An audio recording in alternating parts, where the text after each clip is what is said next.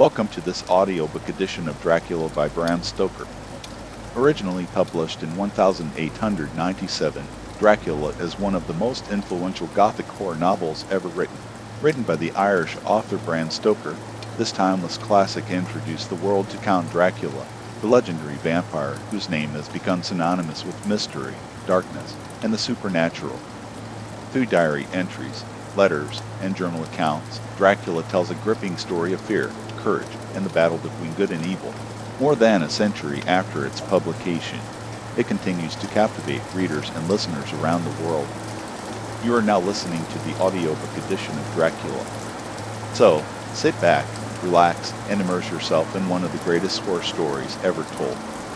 Thank you for listening, and enjoy the journey into the dark world of Dracula. Welcome to this audiobook edition of Dracula by Bram Stoker. Originally published in 1897, Dracula is one of the most influential gothic horror novels ever written.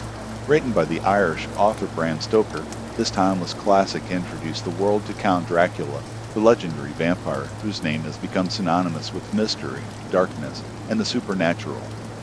Through diary entries, letters, and journal accounts, Dracula tells a gripping story of fear, courage, and the battle between good and evil. More than a century after its publication, it continues to captivate readers and listeners around the world. You are now listening to the audiobook edition of Dracula. So, sit back, relax, and immerse yourself in one of the greatest horror stories ever told. Thank you for listening, and enjoy the journey into the dark world of Dracula.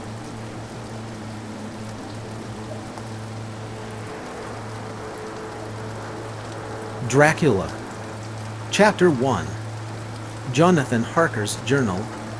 Kept in shorthand. 3 May. Bistritz. Left Munich at 8:35 p.m. on 1st May. Arriving at Vienna early next morning. Should have arrived at 6:46, but train was an hour late.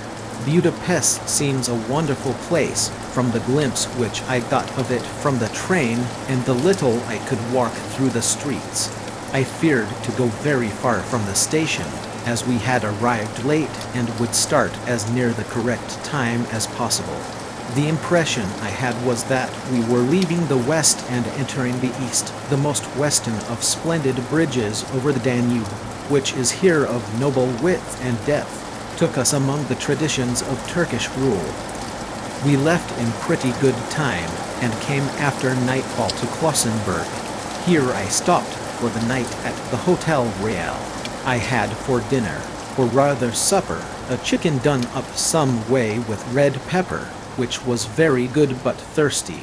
I asked the waiter, and he said it was called paprika Händel, and that, as it was a national dish, I should be able to get it anywhere along the Carpathians. I found my smattering of German very useful here. Indeed, I don't know how I should be able to get on without it.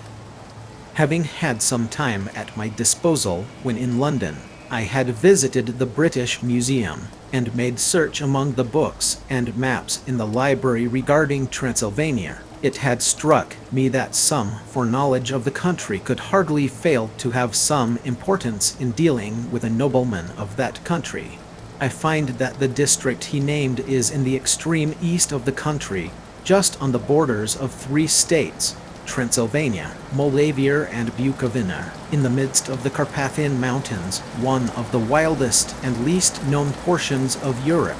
I was not able to light on any map or work giving the exact locality of the Castle Dracula, as there are no maps of this country as yet to compare with our own ordnance survey maps, but I found that Bistritz, the post town named by Count Dracula, is a fairly well-known place.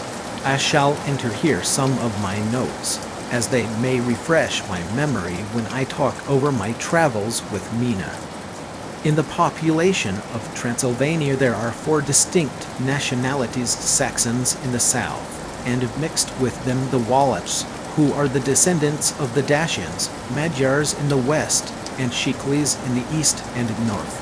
I am going among the latter, who claim to be descended from Attila and the Huns. This may be so, for when the Magyars conquered the country in the 11th century they found the Huns settled in it. I read that every known superstition in the world is gathered into the horseshoe of the Carpathians, as if it were the center of some sort of imaginative whirlpool. If so, my stay may be very interesting. Ma'am, I must ask the Count all about them. I did not sleep well, though my bed was comfortable enough, for I had all sorts of queer dreams.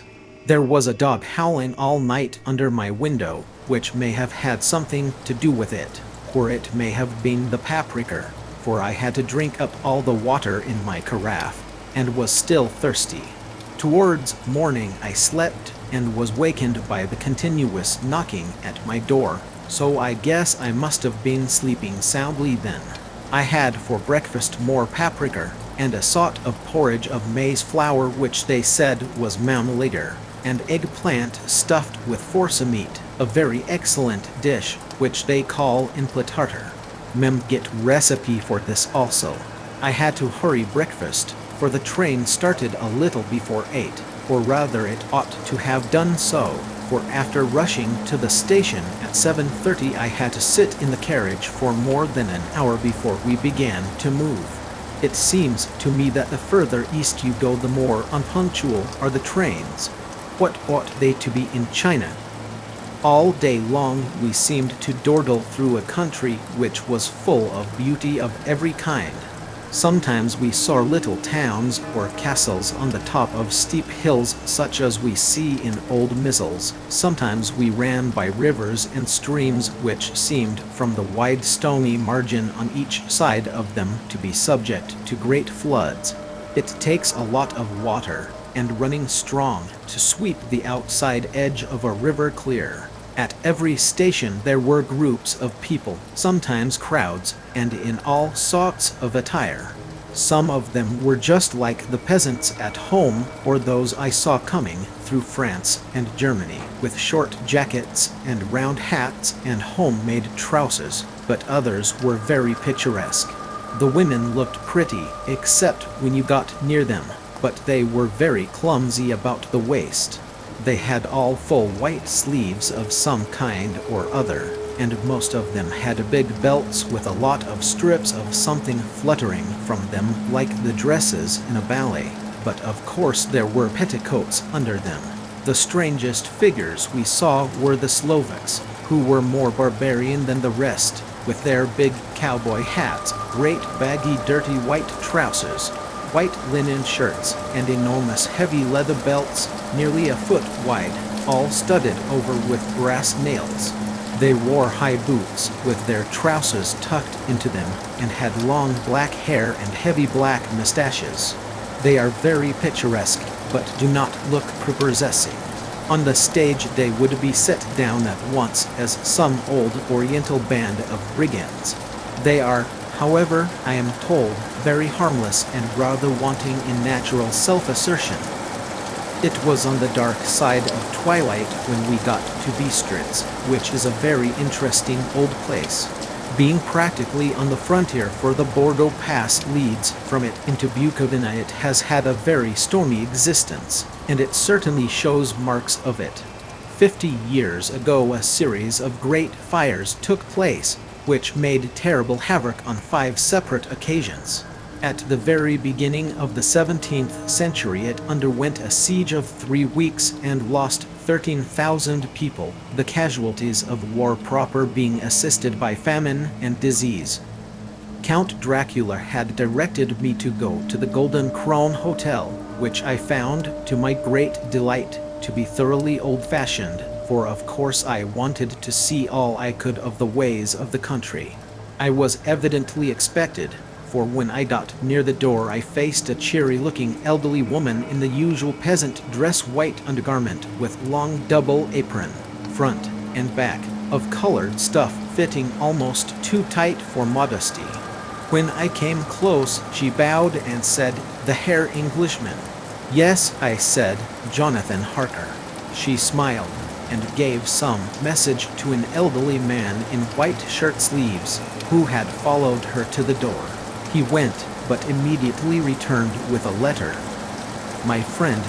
Welcome to the Carpathians. I am anxiously expecting you.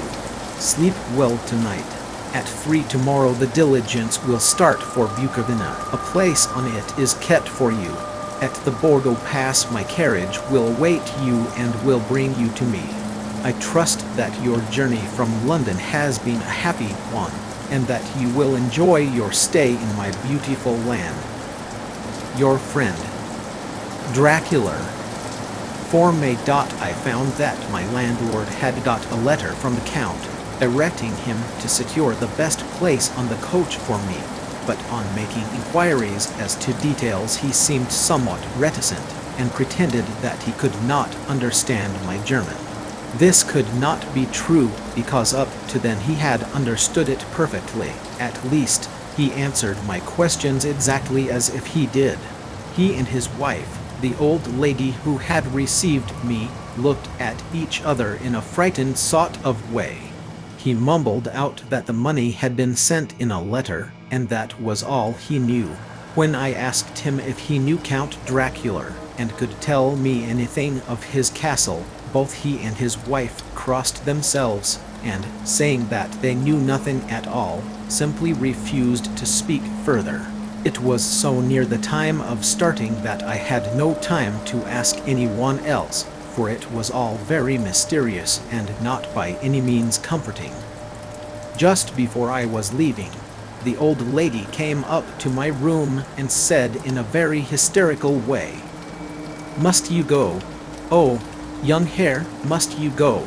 She was in such an excited state that she seemed to have lost her grip of what German she knew, and mixed it all up with some other language which I did not know at all. I was just able to follow her by asking many questions. When I told her that I must go at once, and that I was engaged on important business, she asked again, "Do you know what day it is?" I answered that it was the 4th of May. She shook her head as she said again, "Oh yes, I know that, but do you know what day it is?" On my saying that I did not understand, she went on, "It is the eve of St. George's Day. Do you not know that tonight, when the clock strikes midnight, all the evil things in the world will have full sway? Do you know where you are going, and what you are going to?" She was in such evident distress that I tried to comfort her, but without effect. Finally she went down on her knees and implored me not to go, at least to wait a day or two before starting. It was all very ridiculous, but I did not feel comfortable. However, there was business to be done, and I could allow nothing to interfere with it. I therefore tried to raise her up and said, as bravely as I could, that I thanked her, but my duty was imperative, and that I must go. She then rose and dried her eyes, and taking a crucifix from her neck offered it to me. I did not know what to do, for, as an English churchman, I have been taught to regard such things as in some measure idolatrous, and yet it seemed so ungracious to refuse an old lady meaning so well and in such a state of mind.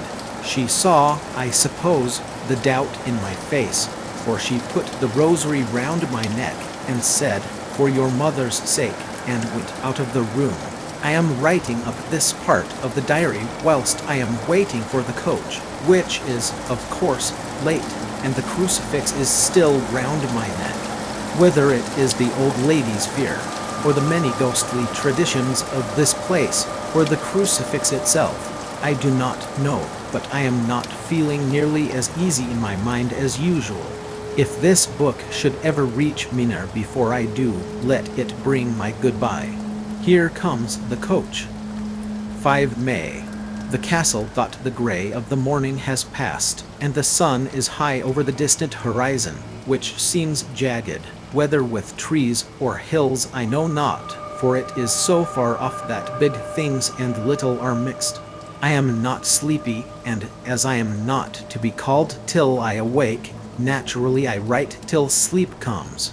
There are many odd things to put down, and lest who reads them may fancy that I dined too well before I left Bistritz, let me put down my dinner exactly.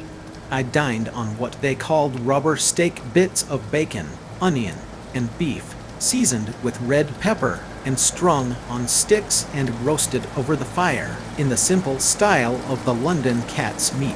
The wine was golden mediash, which produces a queer sting on the tongue, which is, however, not disagreeable. I had only a couple of glasses of this and nothing else. When I got on the coach, the driver had not taken his seat, and I saw him talking with the landlady. They were evidently talking of me, for every now and then they looked at me, and some of the people who were sitting on the bench outside the door, which they call by a name meaning wordbearer, came and listened, and then looked at me, most of them pityingly. I could hear a lot of words, often repeated, queer words, for there were many nationalities in the crowd, so I quietly got my polyglot dictionary from my bag and looked them out. I must say they were not cheering to me, for amongst them were Ordog, Satan, Pakal, Hell, Stregoker, Witch, Vrolok, and Vielkoslak, both of which mean the same thing, one being Slovak and the other Serbian, for something that is either werewolf or vampire. I must ask the Count about these superstitions. When we started, the crowd round the inn door, which had by this time swelled to a considerable size, all made the sign of the cross and pointed two fingers towards me. With some difficulty I got a fellow passenger to tell me what they meant. He would not answer at first, but on learning that I was English, he explained that it was a charm or guard against the evil eye. This was not very pleasant for me, just starting for an unknown place to meet an unknown man, but everyone seemed so kind-hearted, and so sorrowful, and so sympathetic that I could not but be touched.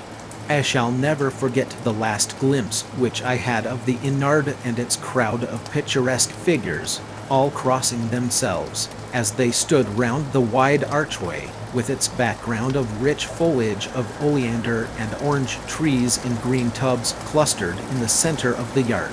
Then our driver, whose wide linen drawers covered the whole front of the box seat, Gotze they called them, cracked his big whip over his 4 small horses, which ran abreast, and we set off on our journey. I soon lost sight and recollection of ghostly fears in the beauty of the scene as we drove along, although had I known the language, or rather languages, which my fellow passengers were speaking, I might not have been able to throw them off so easily.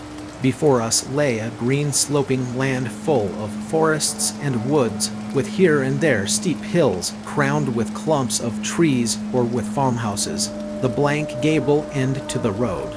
There was everywhere a bewildering mass of fruit, blossom, apple, plum, pear, cherry, and as we drove by I could see the green grass under the trees spangled with the fallen petals.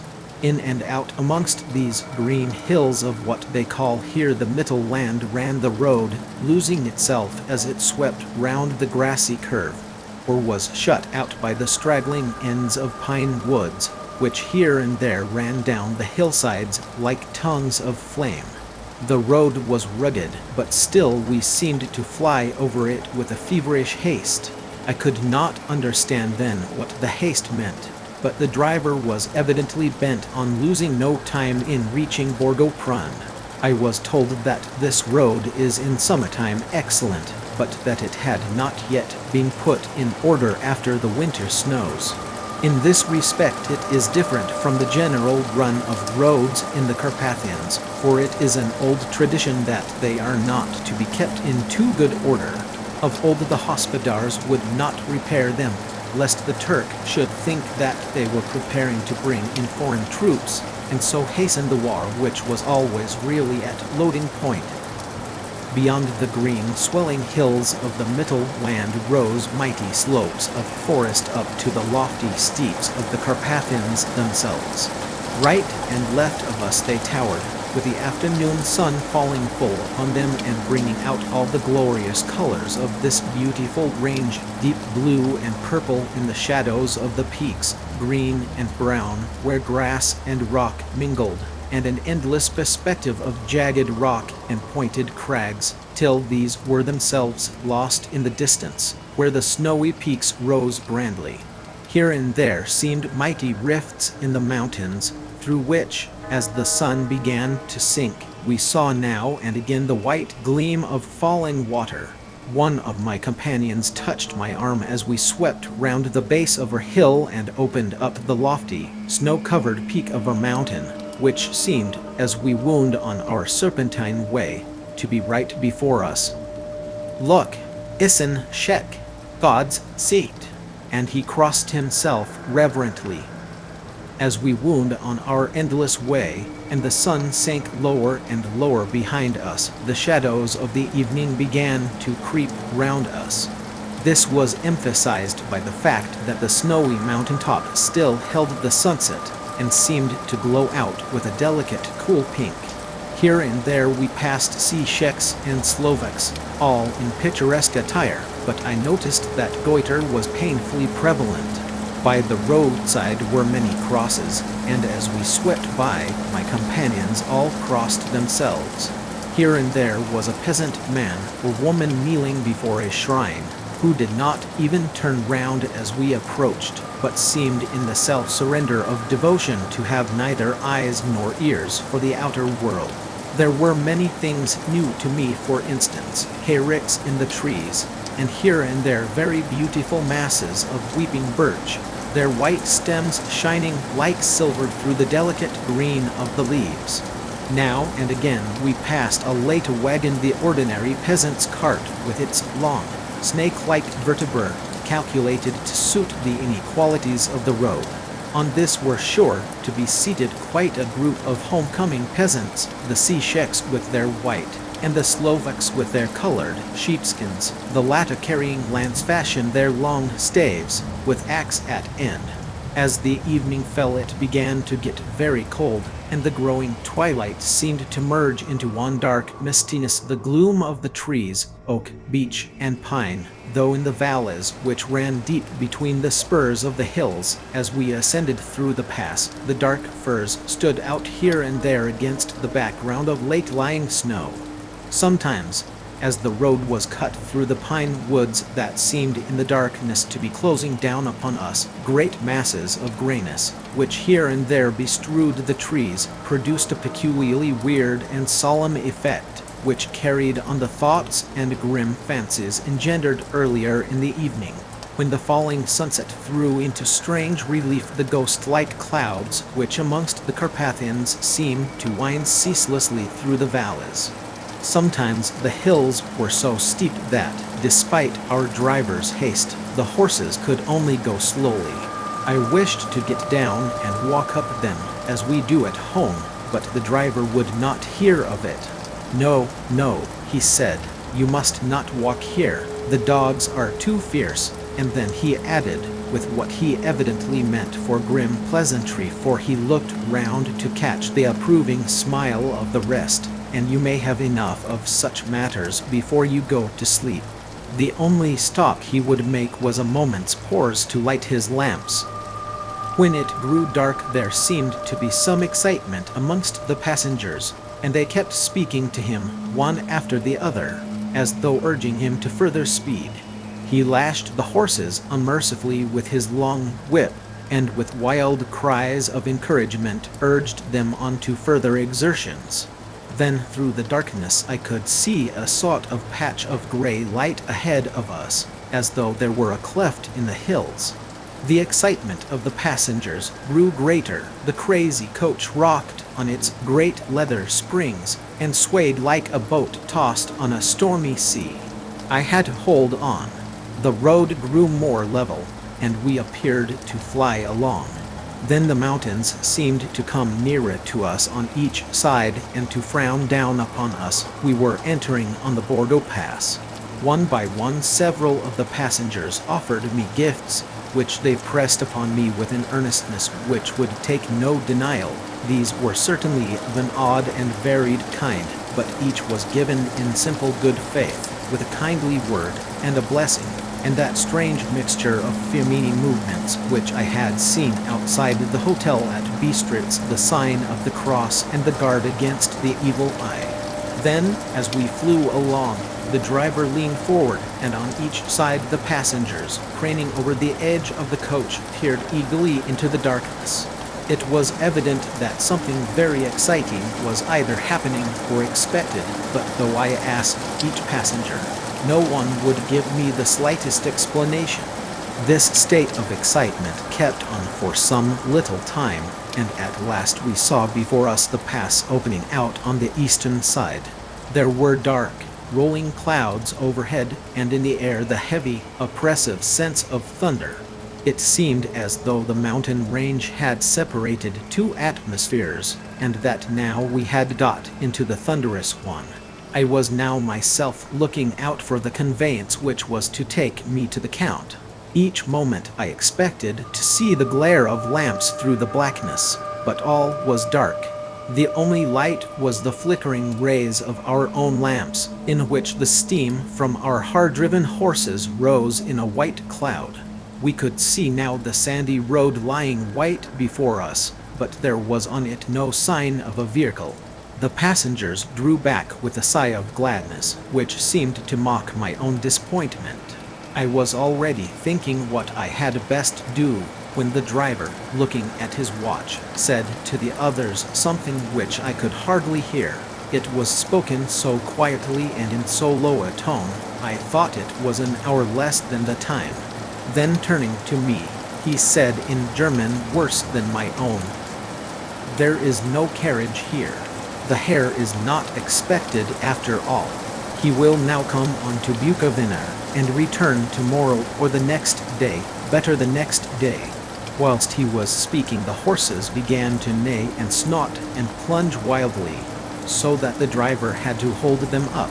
Then, amongst a chorus of screams from the peasants and a universal crossing of themselves, a calèche with 4 horses drove up behind us, overtook us, and drew up beside the coach. I could see from the flash of our lamps, as the rays fell on them, that the horses were coal-black and splendid animals. They were driven by a tall man, with a long brown beard and a great black hat, which seemed to hide his face from us. I could only see the gleam of a pair of very bright eyes, which seemed red in the lamplight, as he turned to us. He said to the driver, "You are early tonight, my friend." The man stammered in reply. The English Herr was in a hurry, to which the stranger replied, "That is why, I suppose, you wished him to go on to Bukovina. You cannot deceive me, my friend. I know too much, and my horses are swift." As he spoke he smiled, and the lamplight fell on a hard-looking mouth, with very red lips and sharp-looking teeth, as white as ivory. One of my companions whispered to another the line from Bürger's Lenore, "Den die Toten reiten schnell," for the dead travel fast. The strange driver evidently heard the words, for he looked up with a gleaming smile.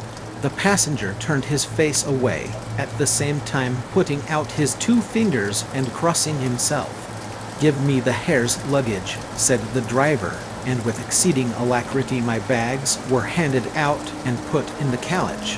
Then I descended from the side of the coach, as the calèche was close alongside, the driver helping me with a hand which caught my arm in a grip of steel. His strength must have been prodigious.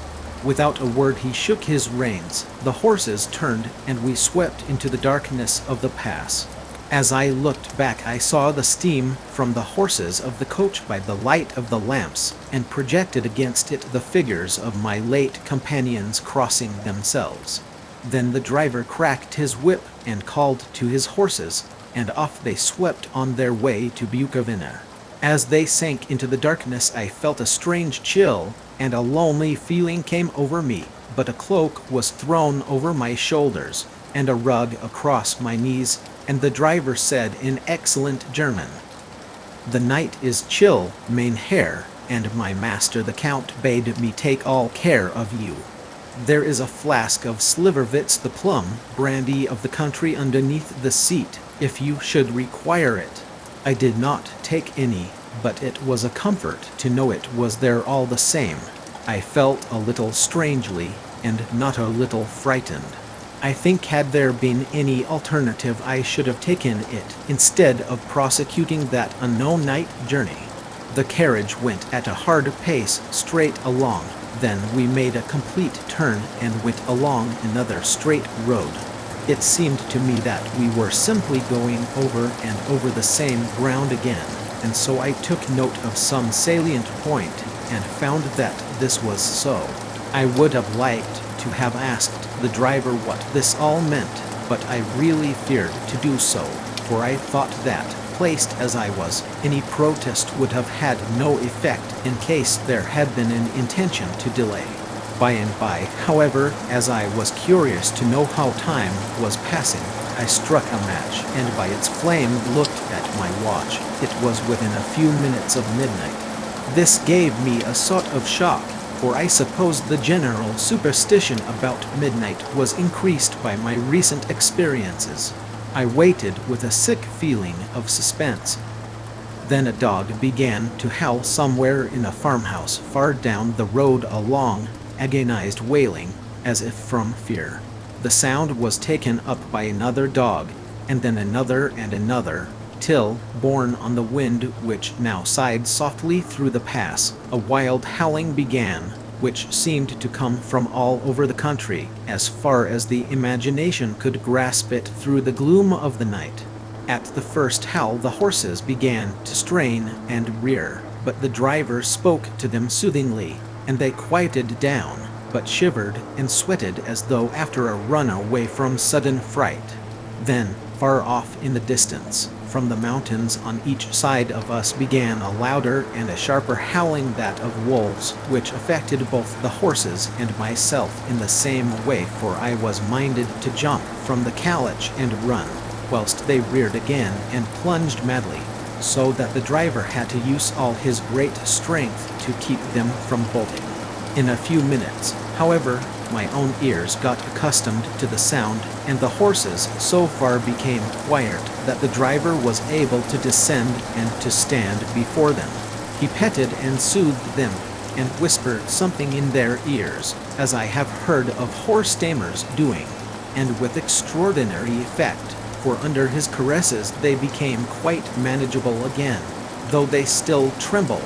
The driver again took his seat and, shaking his reins, started off at a great pace. This time, after going to the far side of the pass, he suddenly turned down a narrow roadway which ran sharply to the right. Soon we were hemmed in with trees, which in places arched right over the roadway till we passed as through a tunnel, and again great frowning rocks guarded us boldly on either side. Though we were in shelter, we could hear the rising wind, for it moaned and whistled through the rocks, and the branches of the trees crashed together as we swept along. It grew colder and colder still, and fine, powdery snow began to fall, so that soon we and all around us were covered with a white blanket. The keen wind still carried the howling of the dogs, though this grew fainter as we went on our way. The baying of the wolves sounded nearer and nearer, as though they were closing round on us from every side. I grew dreadfully afraid, and the horses shared my fear. The driver, however, was not in the least disturbed. He kept turning his head to left and right, but I could not see anything through the darkness. Suddenly, away on our left, I saw a faint flickering blue flame. The driver saw it at the same moment. He at once checked the horses and, jumping to the ground, disappeared into the darkness. I did not know what to do, the less as the howling of the wolves grew closer, but while I wondered, the driver suddenly appeared again, and without a word took his seat, and we resumed our journey. I think I must have fallen asleep and kept dreaming of the incident, for it seemed to be repeated endlessly, and now, looking back, it is like a sort of awful nightmare. Once the flame appeared so near the road that even in the darkness around us I could watch the driver's motions. He went rapidly to where the blue flame arose. It must have been very faint, for it did not seem to illumine the place around it at all, and gathering a few stones, formed them into some device. Once there appeared a strange optical effect. When he stood between me and the flame, he did not obstruct it, for I could see its ghostly flicker all the same. This startled me, but as the effect was only momentary, I took it that my eyes deceived me, straining through the darkness. Then for a time there were no blue flames, and we sped onwards through the gloom with a howling of the wolves around us, as though they were following in a moving circle. At last there came a time when the driver went further afield than he had yet gone, and during his absence, the horses began to tremble worse than ever and to snort and scream with fright. I could not see any cause for it, for the howling of the wolves had ceased altogether, but just then the moon, sailing through the black clouds, appeared behind the jagged crest of a beetling, pine-clad rock, and by its light I saw around us a ring of wolves, with white teeth and lolling red tongues, with long, sinewy limbs and shaggy hair. They were 100 times more terrible in the grim silence which held them than even when they howled. For myself, I felt a sort of paralysis of fear. It is only when a man feels himself face to face with such horrors that he can understand their true import. All at once the wolves began to howl as though the moonlight had had some peculiar effect on them. The horses jumped about and reared, and looked helplessly round with eyes that rolled in a way painful to see, but the living ring of terror encompassed them on every side, and they had perforce to remain within it. I called to the coachman to come, for it seemed to me that our only chance was to try to break out through the ring and to aid his approach. I shouted and beat the side of the carriage, hoping by the noise to scare the wolves from that side so as to give him a chance of reaching the trap. How he came there, I know not, but I heard his voice raised in a tone of imperious command, and looking towards the sound saw him stand in the roadway. As he swept his long arms, as though brushing aside some impalpable obstacle, the wolves fell back and back further still. Just then a heavy cloud passed across the face of the moon, so that we were again in darkness. When I could see again, the driver was climbing into the carriage, and the wolves had disappeared. This was all so strange and uncanny that a dreadful fear came upon me, and I was afraid to speak or move. The time seemed interminable as we swept on our way, now in almost complete darkness, for the rolling clouds obscured the moon. We kept on ascending, with occasional periods of quick descent, but in the main always ascending. Suddenly, I became conscious of the fact that the driver was in the act of pulling up the horses in the courtyard of a vast ruined castle, from whose tall black windows came no ray of light, and whose broken battlements showed a jagged line against the moonlit sky. Chapter 2. Jonathan Harker's journal continued. 5 May. I must have been asleep, for certainly if I had been fully awake I must have noticed the approach of such a remarkable place. In the gloom the courtyard looked of considerable size, and as several dark ways led from it under great round arches, it perhaps seemed bigger than it really is. I have not yet been able to see it by daylight. When the carriage stopped, the driver jumped down and held out his hand to assist me to alight. Again I could not but notice his prodigious strength. His hand actually seemed like a steel vice that could have crushed mine if he had chosen. Then he took out my traps and placed them on the ground beside me as I stood close to a great door, old and studded with large iron nails, and set in a projecting doorway of massive stone. I could see even in the dim light that the stone was massively carved, but that the carving had been much worn by time and weather. As I stood, the driver jumped again into his seat and shook the reins. The horses started forward, and trap and all disappeared down one of the dark openings. I stood in silence where I was, for I did not know what to do. Of bell or knocker there was no sign. Through these frowning walls and dark window openings it was not likely that my voice could penetrate. The time I waited seemed endless, and I felt doubts and fears crowding upon me. What sort of place had I come to, and among what kind of people? What sort of grim adventure was it on which I had embarked? Was this a customary incident in the life of a solicitor's clerk sent out to explain the purchase of a London estate to a foreigner? Solicitor's clerk? Mina would not like that. Solicitor, for just before leaving London I got word that my examination was successful, and I am now a full-blown solicitor. I began to rub my eyes and pinch myself to see if I were awake.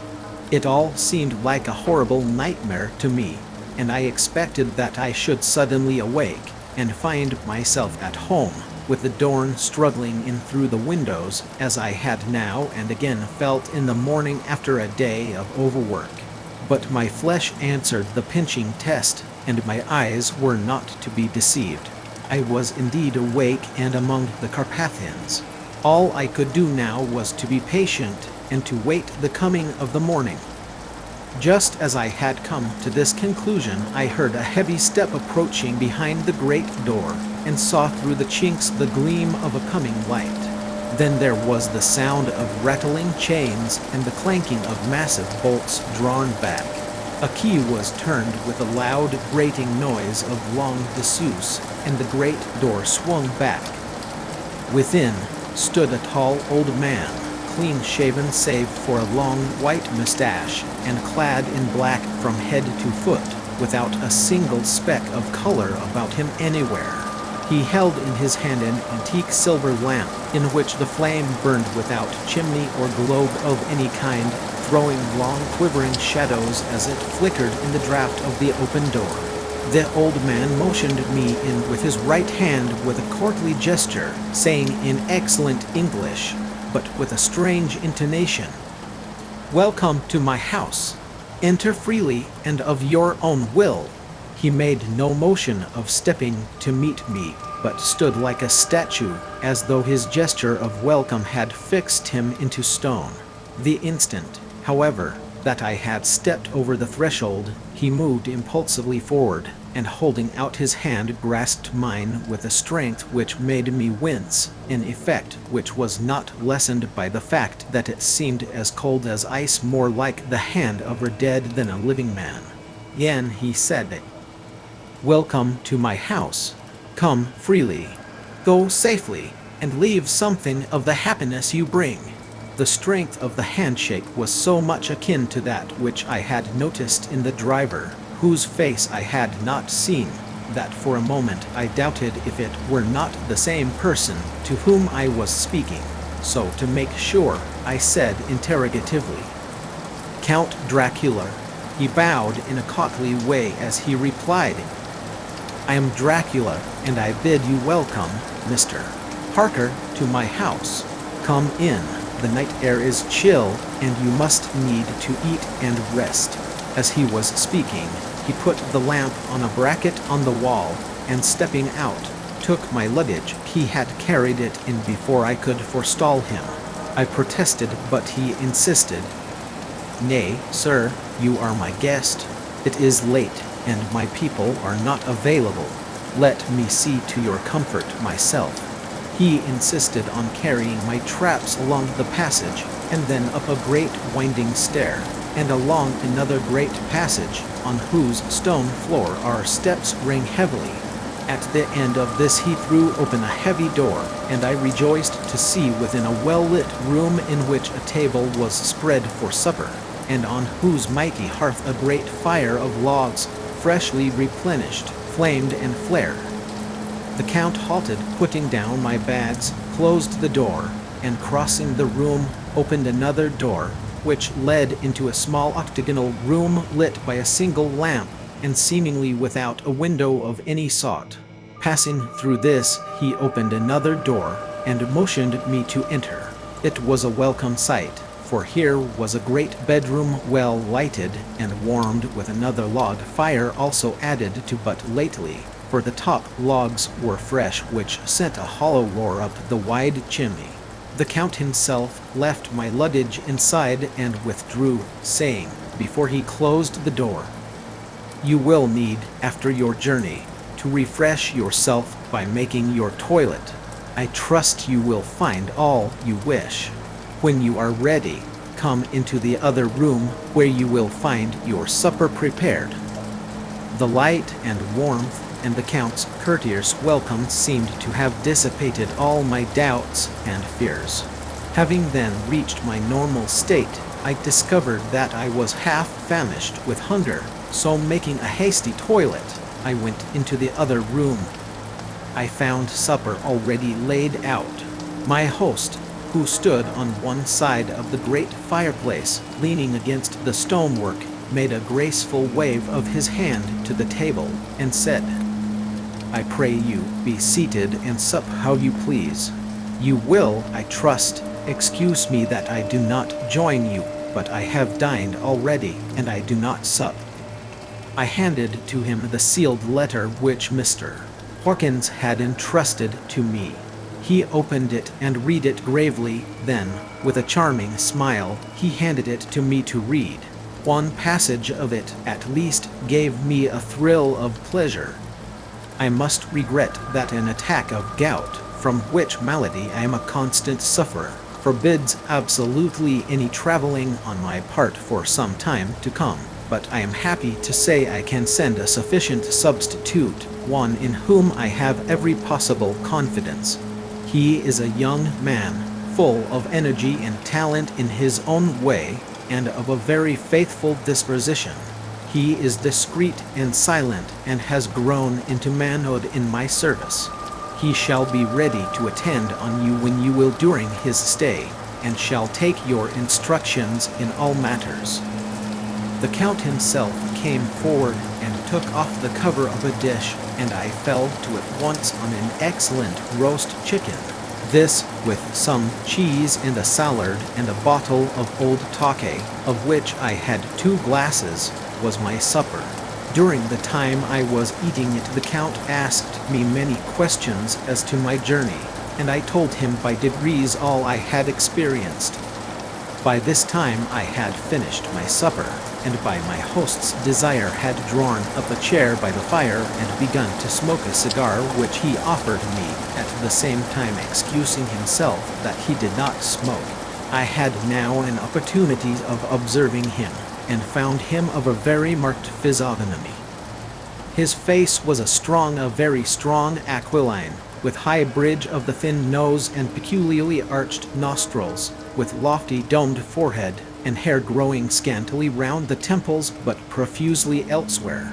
His eyebrows were very massive, almost meeting over the nose, and with bushy hair that seemed to curl in its own profusion.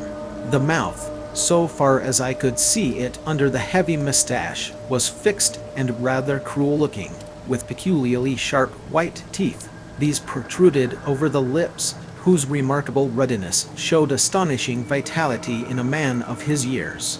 For the rest, his ears were pale, and at the tops extremely pointed. The chin was broad and strong, and the cheeks firm though thin. The general effect was one of extraordinary pallor. Hitherto I had noticed the backs of his hands as they lay on his knees in the firelight, and they had seemed rather white and fine, but seeing them now close to me, I could not but notice that they were rather coarse-browed, with squat fingers. Strange to say, there were hairs in the center of the palm. The nails were long and fine, and cut to a sharp point. As the Count leaned over me and his hands touched me, I could not repress a shudder.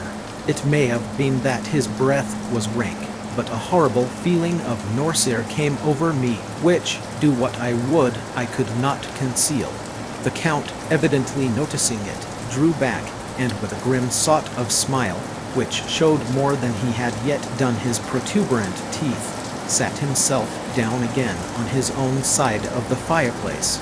We were both silent for a while, and as I looked towards the window I saw the first dim streak of the coming dawn. There seemed a strange stillness over everything, but as I listened I heard, as if from down below in the valley, the howling of many wolves.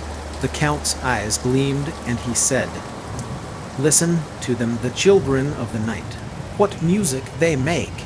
Seeing, I suppose, some expression in my face strange to him, he added, "Sir, you dwellers in the city cannot enter into the feelings of the hunter."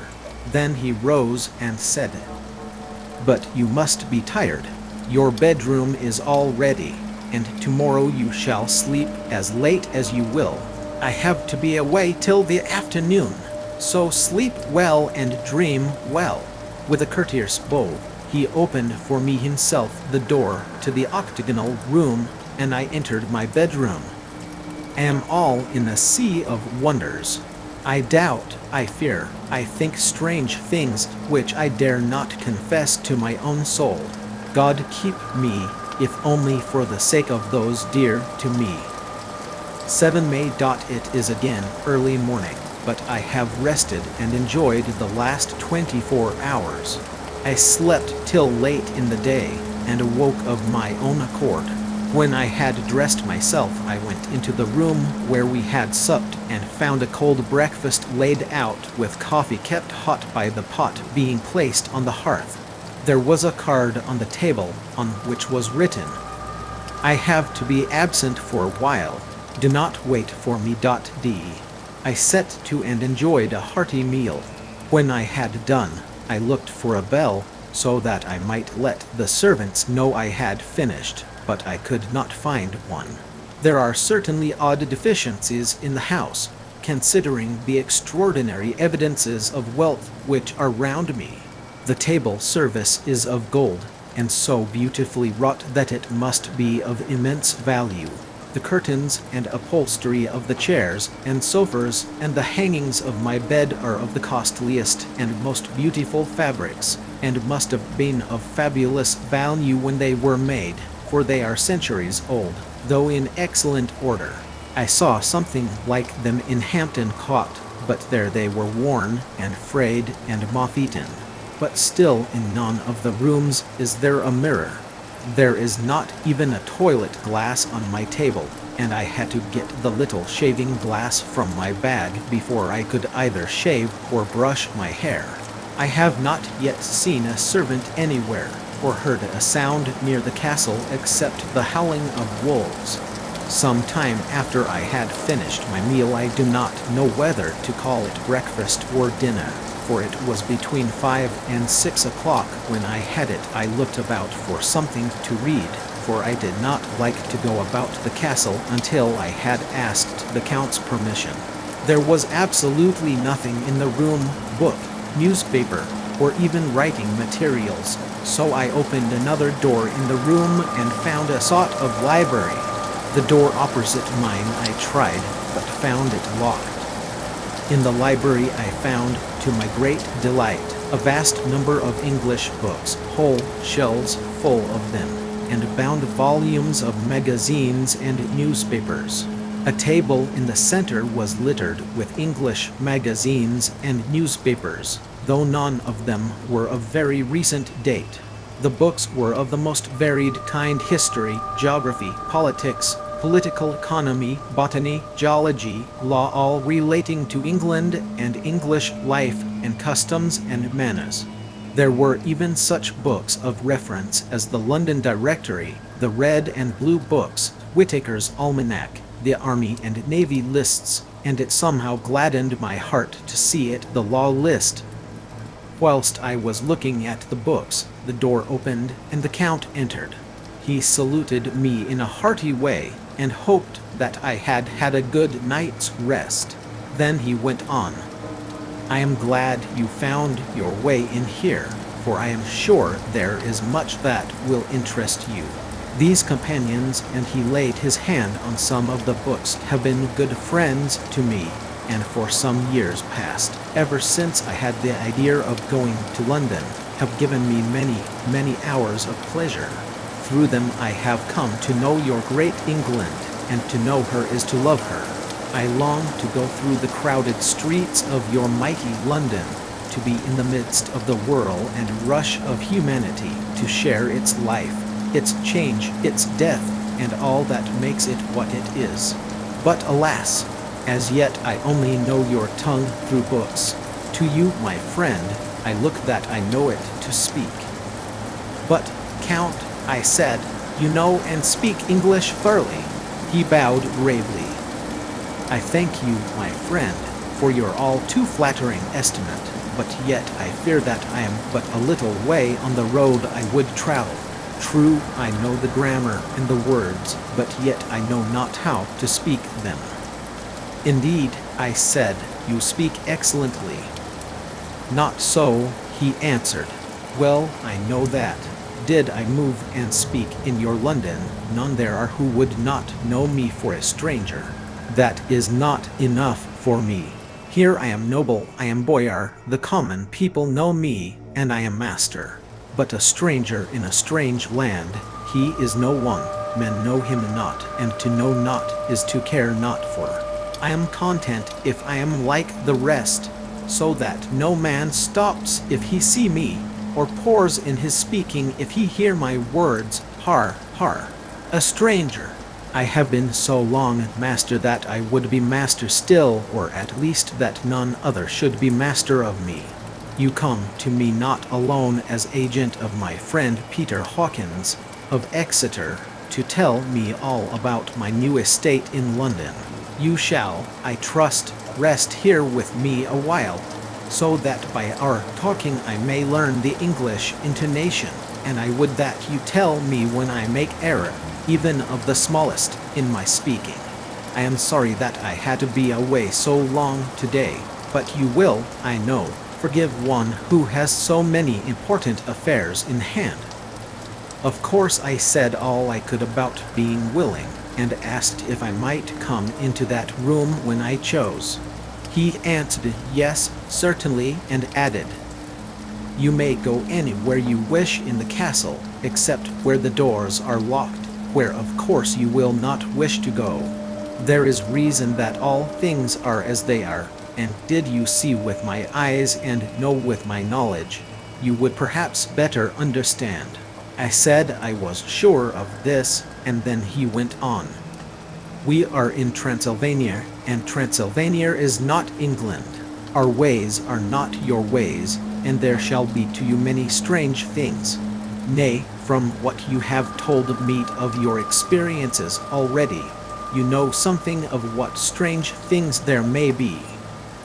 This led to much conversation, and as it was evident that he wanted to talk, if only for talking's sake, I asked him many questions regarding things that had already happened to me or come within my notice. Sometimes he sheered off the subject, or turned the conversation by pretending not to understand, but generally he answered all I asked most frankly. Then as time went on, and I had got somewhat bolder, I asked him of some of the strange things of the preceding night, as, for instance, why the coachman went to the places where he had seen the blue flames. He then explained to me that it was commonly believed that on a certain night of the year last night, in fact, when all evil spirits are supposed to have unchecked sway, a blue flame is seen over any place where treasure has been concealed. That treasure has been hidden, he went on, in the region through which you came last night. There can be but little doubt, for it was the ground fought over for centuries by the Wallasian, the Saxon, and the Turk.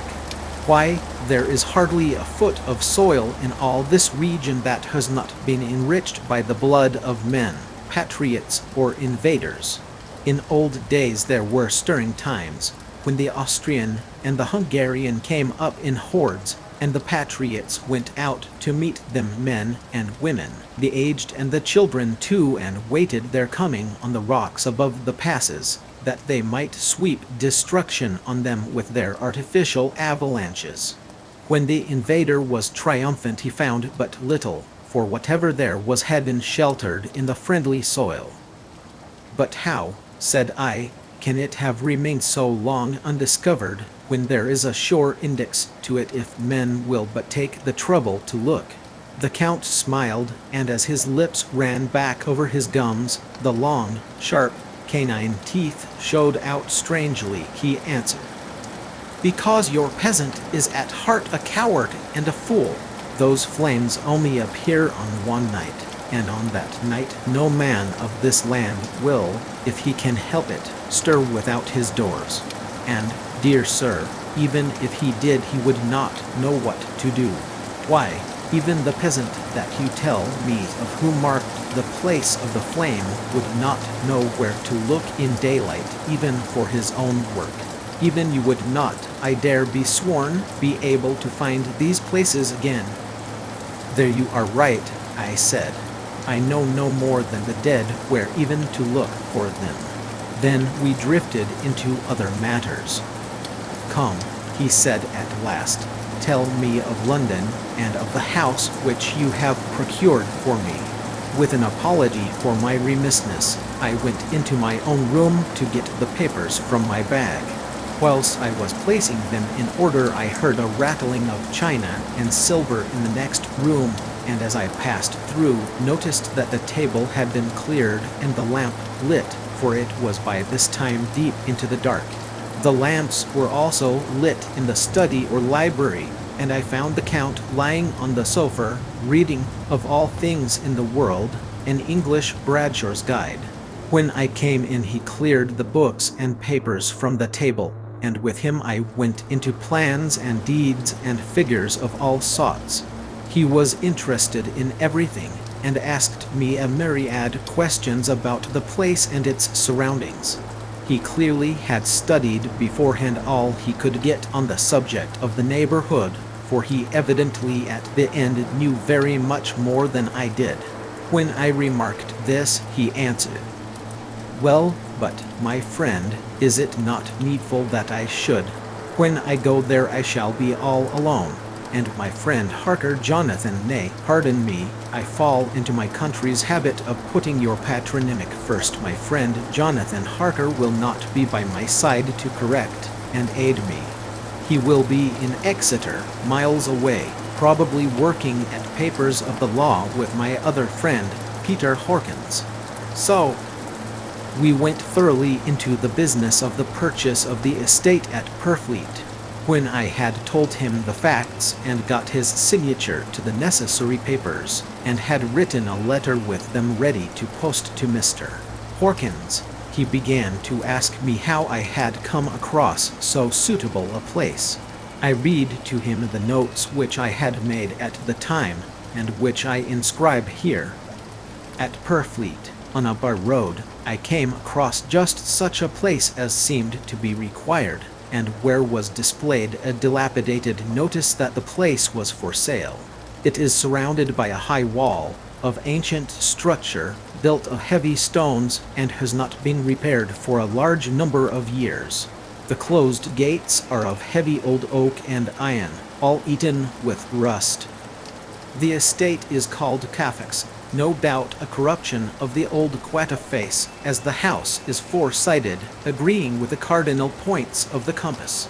It contains in all some 20 acres, quite surrounded by the solid stone wall above mentioned. There are many trees on it, which make it in places gloomy, and there is a deep, dark-looking pond or small lake, evidently fed by some springs, as the water is clear and flows away in a fair-sized stream.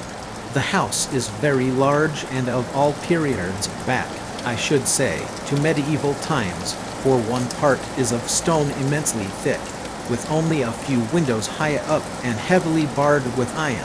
It looks like part of a keep, and is close to an old chapel or church.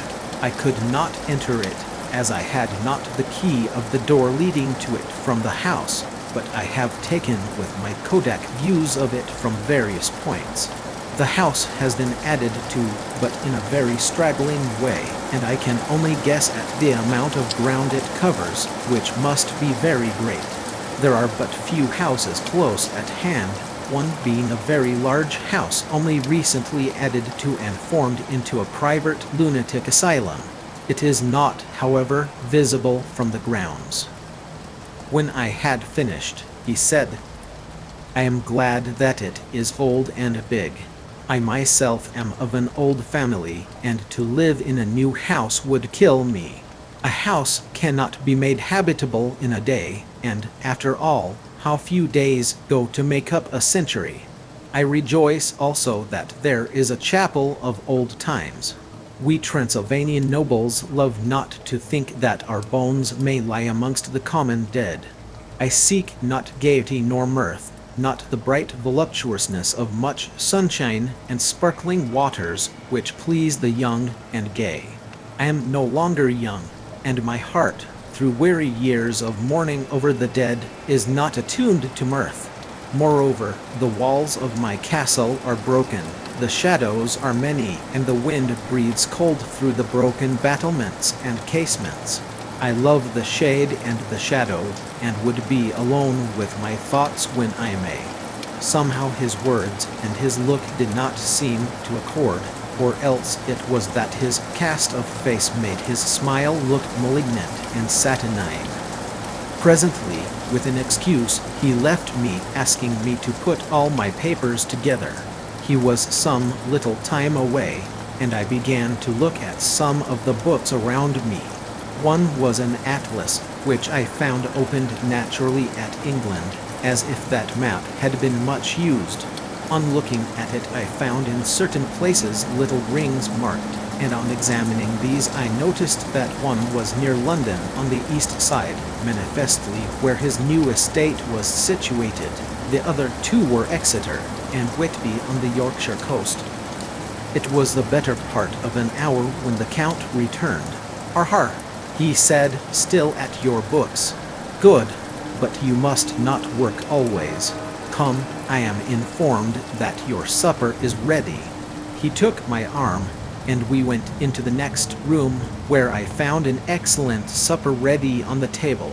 The Count again excused himself, as he had dined out on his being away from home, but he sat as on the previous night and chatted whilst I ate.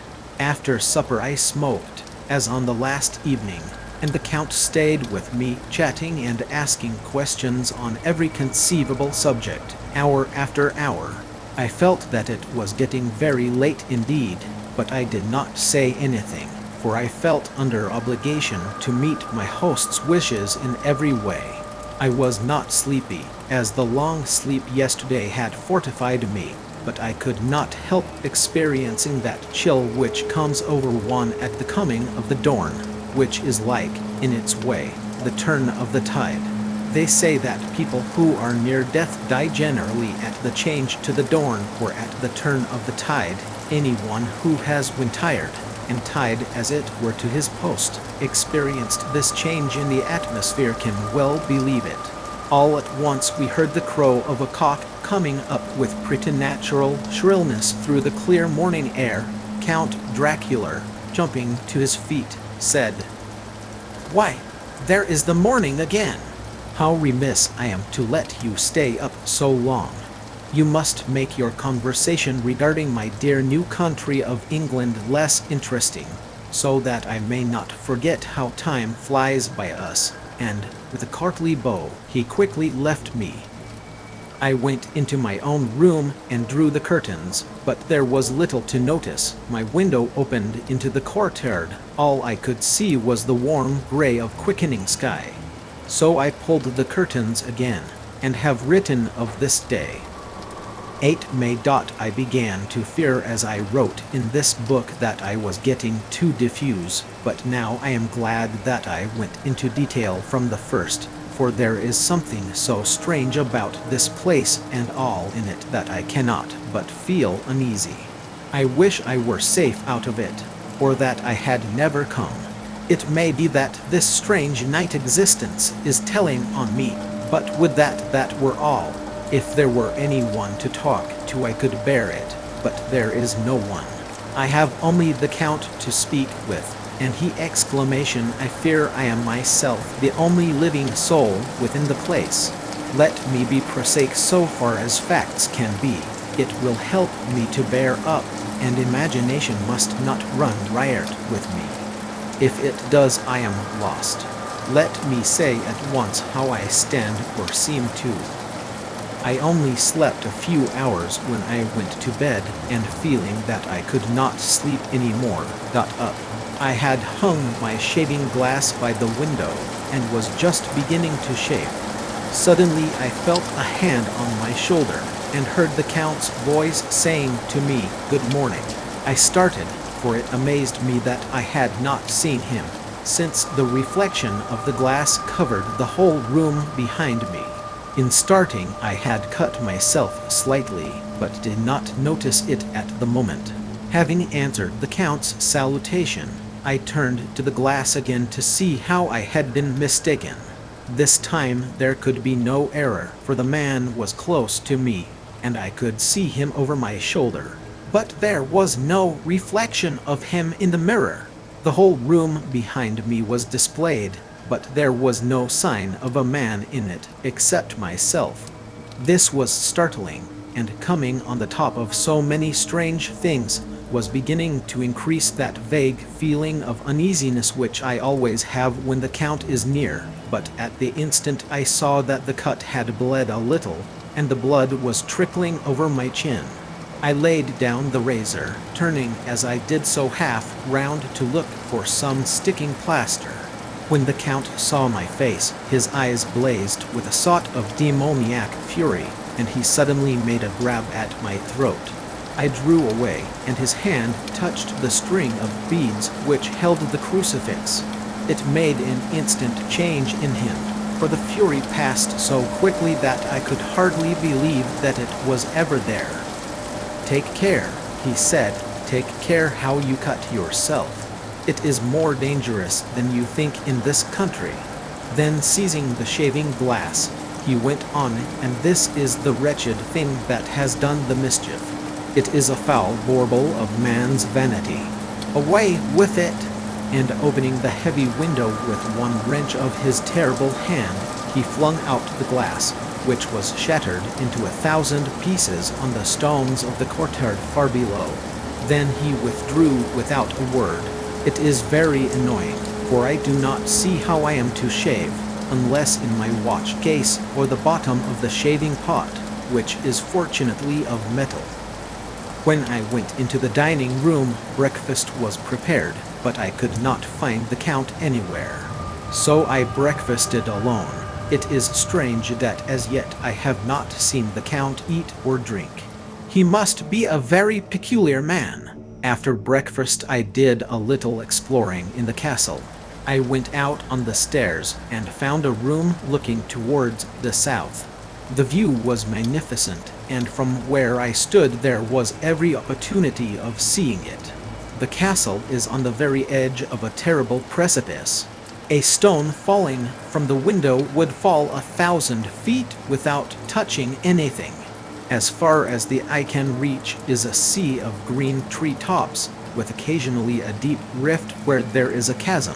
Here and there are silver threads where the rivers wind in deep gorges through the forests. But I am not in heart to describe beauty, for when I had seen the view I explored further. Doors, doors, doors everywhere, and all locked and bolted. In no place save from the windows in the castle walls is there an available exit. The castle is a veritable prison, and I am a prisoner. Chapter 3. Jonathan Harker's journal continued. When I found that I was a prisoner, a sort of wild feeling came over me. I rushed up and down the stairs, trying every door and peering out of every window I could find, but after a little the conviction of my helplessness overpowered all other feelings. When I look back after a few hours, I think I must have been mad for the time, for I behaved much as a rat does in a trap. When, however, the conviction had come to me that I was helpless, I sat down quietly as I have ever done anything in my life, and began to think over what was best to be done.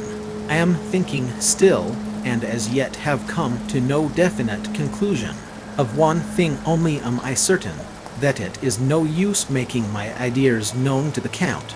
He knows well that I am imprisoned, and as he has done it himself, and has doubtless his own motives for it, he would only deceive me if I trusted him fully with the facts. So far as I can see, my only plan will be to keep my knowledge and my fears to myself, and my eyes open. I am, I know, either being deceived, like a baby, by my own fears, or else I am in desperate straits, and if the latter be so, I need, and shall need, all my brains to get through. I had hardly come to this conclusion when I heard the great door below shut, and knew that the Count had returned. He did not come at once into the library, so I went cautiously to my own room and found him making the bed. This was odd, but only confirmed what I had all along thought, that there were no servants in the house. When later I saw him through the chink of the hinges of the door laying the table in the dining room, I was assured of it, for if he does himself all these menial offices, surely it is proof that there is no one else to do them. This gave me a fright, for if there is no one else in the castle, it must have been the Count himself who was the driver of the coach that brought me here. This is a terrible thought, for if so, what does it mean that he could control the wolves, as he did, by only holding up his hand in silence? How was it that all the people at Bistritz and on the coach had some terrible fear for me? What meant the diving of the crucifix, of the garlic, of the wild rose, of the mountain ash? Bless that good woman who hung the crucifix round my neck, for it is a comfort and a strength to me whenever I touch it. It is odd that a thing which I have been taught to regard with disfavor and as idolatrous should in a time of loneliness and trouble be of help. Is it that there is something in the essence of the thing itself, or that it is a medium, a tangible help in conveying memories of sympathy and comfort? Sometime, if it may be, I must examine this matter and try to make up my mind about it. In the meantime, I must find out all I can about Count Dracula, as it may help me to understand. Tonight he may talk of himself, if I turn the conversation that way. I must be very careful, however, not to awake his suspicion. Midnight. I have had a long talk with the Count. I asked him a few questions on Transylvania history, and he warmed up to the subject wonderfully.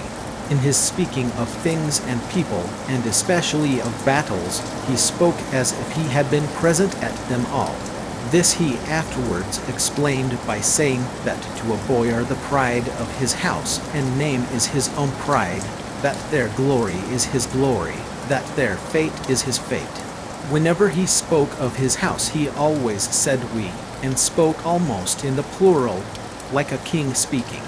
I wish I could put down all he said exactly as he said it, for to me it was most fascinating. It seemed to have in it a whole history of the country. He grew excited as he spoke, and walked about the room pulling his great white mustache and grasping anything on which he laid his hands as though he would crush it by main strength. One thing he said which I shall put down as nearly as I can, for it tells in its way the story of his race. We Sheikleys have a right to be proud, for in our veins flows the blood of many brave races who fought as the lion fights for lordship. Here, in the whirlpool of European races, the Ugric tribe bore down from Iceland the Viking spirit which Thor and Woden gave them, which their berserkers displayed to such fell intent on the seaboards of Europe, aye, and of Asia and Africa too, till the peoples thought that the werewolves themselves had come. Here, too, when they came, they found the Huns, whose warlike fury had swept the earth like a living flame, till the dying peoples held that in their veins ran the blood of those old witches, who, expelled from Scythia, had mated with the devils in the desert. Fools, fools! What devil or what witch was ever so great as Attila, whose blood is in these veins? He held up his arms. Is it a wonder that we were a conquering race, that we were proud, that when the Magyar, the Lombard, the Avar, the Bulgar, or the Turk poured his thousands on our frontiers, we drove them back? Is it strange that when Arpad and his legions swept through the Hungarian fatherland he found us here when he reached the frontier, that the Honfoglarlers was completed there? And when the Hungarian flood swept eastward, the Shiklis were claimed as kindred by the victorious Magyars, and to us for centuries was trusted the guarding of the frontier of Turkeyland, aye, and more than that, endless duty of the frontier guard, for, as the Turks say, water sleeps, and enemy is sleepless. Whom more gladly than we throughout the four nations received the bloody sword, or at its warlike call flocked quicker to the standard of the king? When was redeemed that great shame of my nation, the shame of Kassover, when the flags of the Wallach and the Magyar went down beneath the crescent? Who was it but one of my own race who as voivode crossed the Danube and beat the Turk on his own ground? This was a Dracula indeed! Woe was it that his own unworthy brother, when he had fallen, sold his people to the Turk and brought the shame of slavery on them. Was it not this Dracula, indeed, who inspired that other of his race who in a later age again and again brought his forces over the great river into Turkeyland, who, when he was beaten back, came again and again and again, though he had to come alone from the bloody field where his troops were being slaughtered, since he knew that he alone could ultimately triumph? They said that he thought only of himself. Bar, what good are peasants without a leader? Where ends the war without a brain and heart to conduct it? Again, when, after the Battle of Moharks, we threw off the Hungarian yoke, we of the Dracula blood were amongst their leaders, for our spirit would not brook that we were not free. Our, young sir, the Shiklis and the Dracula as their heart's blood, their brains, and their swords can boast a record that mushroom growths like the Habsburgs and the Romanovs can never reach. The warlike days are over. Blood is too precious a thing in these days of dishonorable peace, and the glories of the great races are as a tale that is told. It was by this time close on morning, and we went to bed. Men, this diary seems horribly like the beginning of the Arabian Nights, for everything has to break off at cockcrow, or like the ghost of Hamlet's farther. 12 May. Let me begin with facts, bare, meager facts, verified by books and figures, and of which there can be no doubt. I must not confuse them with experiences which will have to rest on my own observation, or my memory of them. Last evening, when the Count came from his room, he began by asking me questions on legal matters and on the doing of certain kinds of business. I had spent the day wearily over books, and simply to keep my mind occupied, went over some of the matters I had been examining at Lincoln's Inn. There was a certain method in the Count's inquiries, so I shall try to put them down in sequence. The knowledge may somehow or some time be useful to me. First, he asked if a man in England might have 2 solicitors or more. I told him he might have a dozen if he wished, but that it would not be wise to have more than 1 solicitor engaged in one transaction, as only one could act at a time, and that to change would be certain to militate against his interest. He seemed thoroughly to understand, and went on to ask if there would be any practical difficulty in having one man to attend, say, to banking, and another to look after shipping, in case local help were needed in a place far from the home of the banking solicitor. I asked him to explain more fully, so that I might not by any chance mislead him. So he said, "I shall illustrate. Your friend and mine, Mr. Peter Hawkins, from under the shadow of your beautiful cathedral at Exeter, which is far from London, buys for me through your good self my place at London. Good. Now here let me say frankly, lest you should think it strange that I have sought the services of one so far off from London instead of someone resident there, that my motive was that no local interest might be served save my wish only, and as one of London residents might, perhaps, have some purpose of himself or friend to serve, I went thus afield to seek my agent, whose labors should be only to my interest. Now, suppose I, who have much of affairs, wish to ship goods, say, to Newcastle, or Durham, or Harwich, or Dover, might it not be that it could with more ease be done by consigning to one in these ports?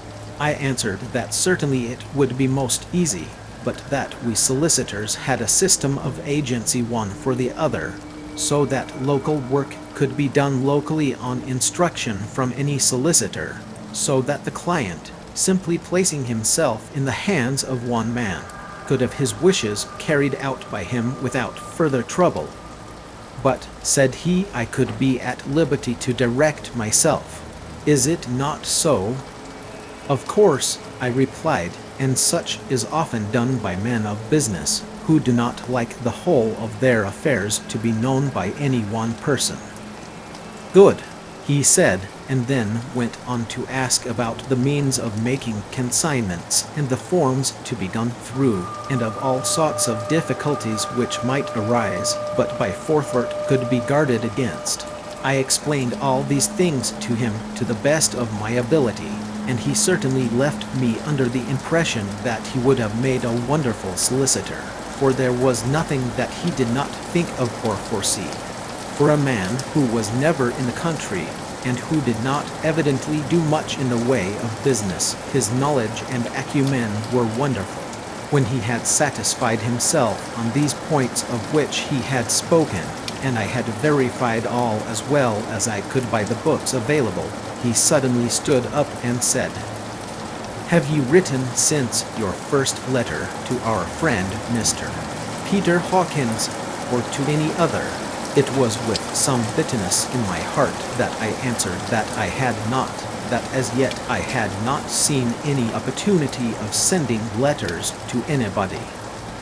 "Then write now, my young friend," he said, laying a heavy hand on my shoulder, "write to our friend and to any other, and say, if it will please you, that you shall stay with me until a month from now." "Do you wish me to stay so long?" I asked, for my heart grew cold at the thought. "I desire it much, nay, I will take no refusal. When your master, employer, what you will, engaged that someone should come on his behalf, it was understood that my needs only were to be consulted. I have not stinted. Is it not so? What could I do but bow acceptance? It was Mr. Hawkins's interest, not mine, and I had to think of him, not myself, and besides, while Count Dracula was speaking, there was that in his eyes and in his bearing which made me remember that I was a prisoner, and that if I wished it I could have no choice. The Count saw his victory in my bow, and his mastery in the trouble of my face, for he began at once to use them, but in his own smooth, resistless way. I pray you, my good young friend, that you will not discourse of things other than business in your letters. It will doubtless please your friends to know that you are well, and that you look forward to getting home to them. Is it not so?" As he spoke he handed me 3 sheets of notepaper and 3 envelopes. They were all of the thinnest foreign post, and looking at them, then at him, and noticing his quiet smile, with a sharp canine teeth lying over the red underlip, I understood as well as if he had spoken that I should be careful what I wrote, for he would be able to read it. So I determined to write only formal notes now, but to write fully to Mr. Hawkins in secret, and also to Mina, for to her I could write in shorthand, which would puzzle the Count if he did see it. When I had written my 2 letters I sat quiet, reading a book, whilst the Count wrote several notes, referring as he wrote them to some books on his table. Then he took up my 2 and placed them with his own. and put by his writing materials, after which, the instant the door had closed behind him, I leaned over and looked at the letters, which were face down on the table. I felt no compunction in doing so, for under the circumstances I felt that I should protect myself in every way I could. One of the letters was directed to Samuel F. Billington, No. 7, The Crescent, Whitby. Another to Herr Lieutenant Varner. The third was to Coutts and Co., London, and the fourth to Herren Klopstock and Billruth, bankers, Budapest. The second and fourth were unsealed. I was just about to look at them when I saw the door handle move. I sank back in my seat, having just had time to replace the letters as they had been, and to resume my book before the Count, holding still another letter in his hand, entered the room. He took up the letters on the table and stamped them carefully, and then turning to me, said, "I trust you will forgive me, but I have much work to do in private this evening. You will, I hope, find all things as you wish." At the door he turned, and after a moment's pause said, "Let me advise you, my dear young friend, nay, let me warn you with all seriousness, that should you leave these rooms you will not by any chance go to sleep in any other part of the castle. It is old and has many memories, and there are bad dreams for those who sleep unwisely. Be warned, should sleep now or ever overcome you, or be like to do, then haste to your own chamber or to these rooms, for your rest will then be safe.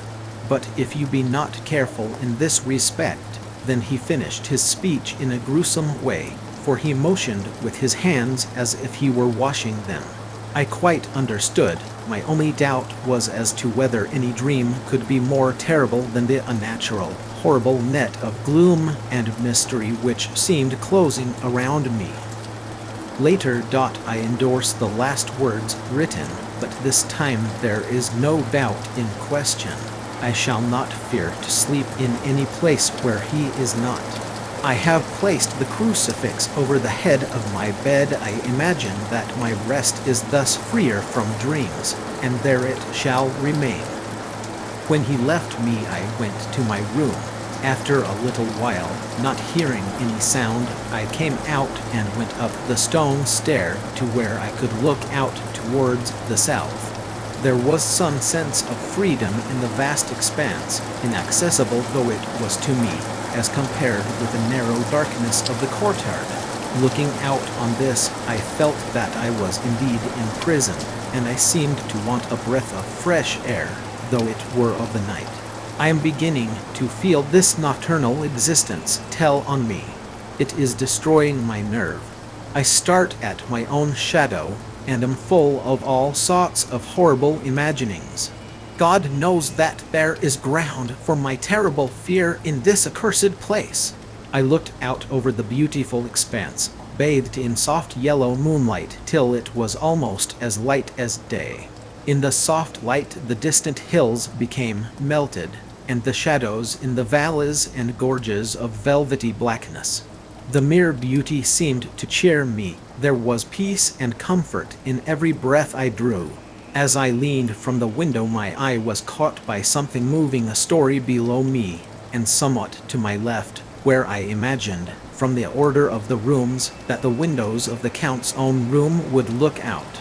The window at which I stood was tall and deep, stone-mullioned, and though weather-worn, was still complete, but it was evidently many a day since the case had been there. I drew back behind the stonework and looked carefully out. What I saw was the Count's head coming out from the window. I did not see the face, but I knew the man by the neck and the movement of his back and arms. In any case, I could not mistake the hands which I had had so many opportunities of studying. I was at first interested and somewhat amused, for it is wonderful how small a matter will interest and amuse a man when he is a prisoner. but my very feelings changed to repulsion and terror when I saw the whole man slowly emerge from the window and begin to crawl down the castle wall over that dreadful abyss, face down with his cloak spreading out around him like great wings. At first I could not believe my eyes. I thought it was some trick of the moonlight, some weird effect of shadow, but I kept looking, and it could be no delusion. I saw the fingers and toes grasp the corners of the stones, worn clear of the mortar by the stress of years, and by thus using every projection and inequality move downwards with considerable speed, just as a lizard moves along a wall. What manner of man is this, or what manner of creature is it in the semblance of man? I feel the dread of this horrible place overpowering me. I am in fear, in awful fear, and there is no escape for me. I am encompassed about with terrors that I dare not think of. 15 May. Once more have I seen the Count go out in his lizard fashion. He moved downwards in a sidelong way, some 100 feet down, and a good deal to the left. He vanished into some hole or window. When his head had disappeared, I leaned out to try and see more, but without avail. The distance was too great to allow a proper angle of sight. I knew he had left the castle now, and thought to use the opportunity to explore more than I had dared to do as yet. I went back to the room, and taking a lamp, tried all the doors. They were all locked, as I had expected, and the locks were comparatively new, but I went down the stone stairs to the hall where I had entered originally. I found I could pull back the bolts easily enough, and unhook the great chains, but the door was locked, and the key was gone. That key must be in the Count's room. I must watch should his door be unlocked, so that I may get it and escape. I went on to make a thorough examination of the various stairs and passages, and to try the doors that opened from them. 1 or 2 small rooms near the hall were open, but there was nothing to see in them except old furniture, dusty with age and moth-eaten. At last, however, I found one door at the top of the stairway which, though it seemed to be locked, gave a little under pressure. I tried it harder, and found that it was not really locked, but that the resistance came from the fact that the hinges had fallen somewhat, and the heavy door rested on the floor. Here was an opportunity which I might not have again, so I exerted myself, and with many efforts forced it back so that I could enter. I was now in a wing of the castle further to the right than the rooms I knew and a story lower down. From the windows I could see that the suite of rooms lay along to the south of the castle, the windows of the end room looking out both west and south. On the latter side, as well as to the former, there was a great precipice. The castle was built on the corner of a great rock, so that on 3 sides it was quite impregnable, and great windows were placed here where sling, or bow, or culverin could not reach, and consequently light and comfort, impossible to a position which had to be guarded, were secured. To the west was a great valley, and then, rising far away, great jagged mountain fastnesses, rising peak on peak, the sheer rock studded with mountain ash and thorn, whose roots clung in cracks and crevices and crannies of the stone. This was evidently the portion of the castle occupied by the ladies in bygone days, for the furniture had more air of comfort than any I had seen. The windows were curtainless, and the yellow moonlight, flooding in through the diamond panes, enabled one to see even colors, whilst it softened the wealth of dust which lay over all and disguised in some measure the ravages of time and the moth. My lamp seemed to be of little effect in the brilliant moonlight, but I was glad to have it with me, for there was a dread loneliness in the place which chilled my heart and made my nerves tremble. Still, it was better than living alone in the rooms which I had come to hate from the presence of the Count, and after trying a little to school my nerves, I found a soft quietude come over me. Here I am, sitting at a little oak table where in old times possibly some fair lady sat to pen, with much thought and many blushes, her ill-spelt love letter, and writing in my diary in shorthand all that has happened since I closed it last. It is 19th century, up to date with a vengeance. And yet, unless my senses deceive me, the old centuries had, and have, powers of their own which mere modernity cannot kill. Later the morning of 16 May. God preserve my sanity, for to this I am reduced. Safety and the assurance of safety are things of the past. Whilst I live on here there is but one thing to hope for, that I may not go mad, if, indeed, I be not mad already.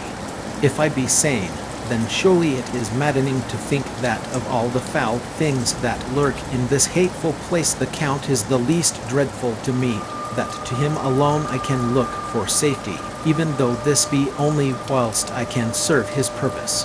Great God, merciful God, let me be calm, for out of that way lies madness indeed. I begin to get new lights on certain things which have puzzled me. Up to now I never quite knew what Shakespeare meant when he made Hamlet say, "My tablets, quick, my tablets, 'tis meet that I put it down," etc. For now, feeling as though my own brain were unhinged or as if the shock had come which must end in its undoing, I turned to my diary for repose. The habit of entering accurately must help to soothe me.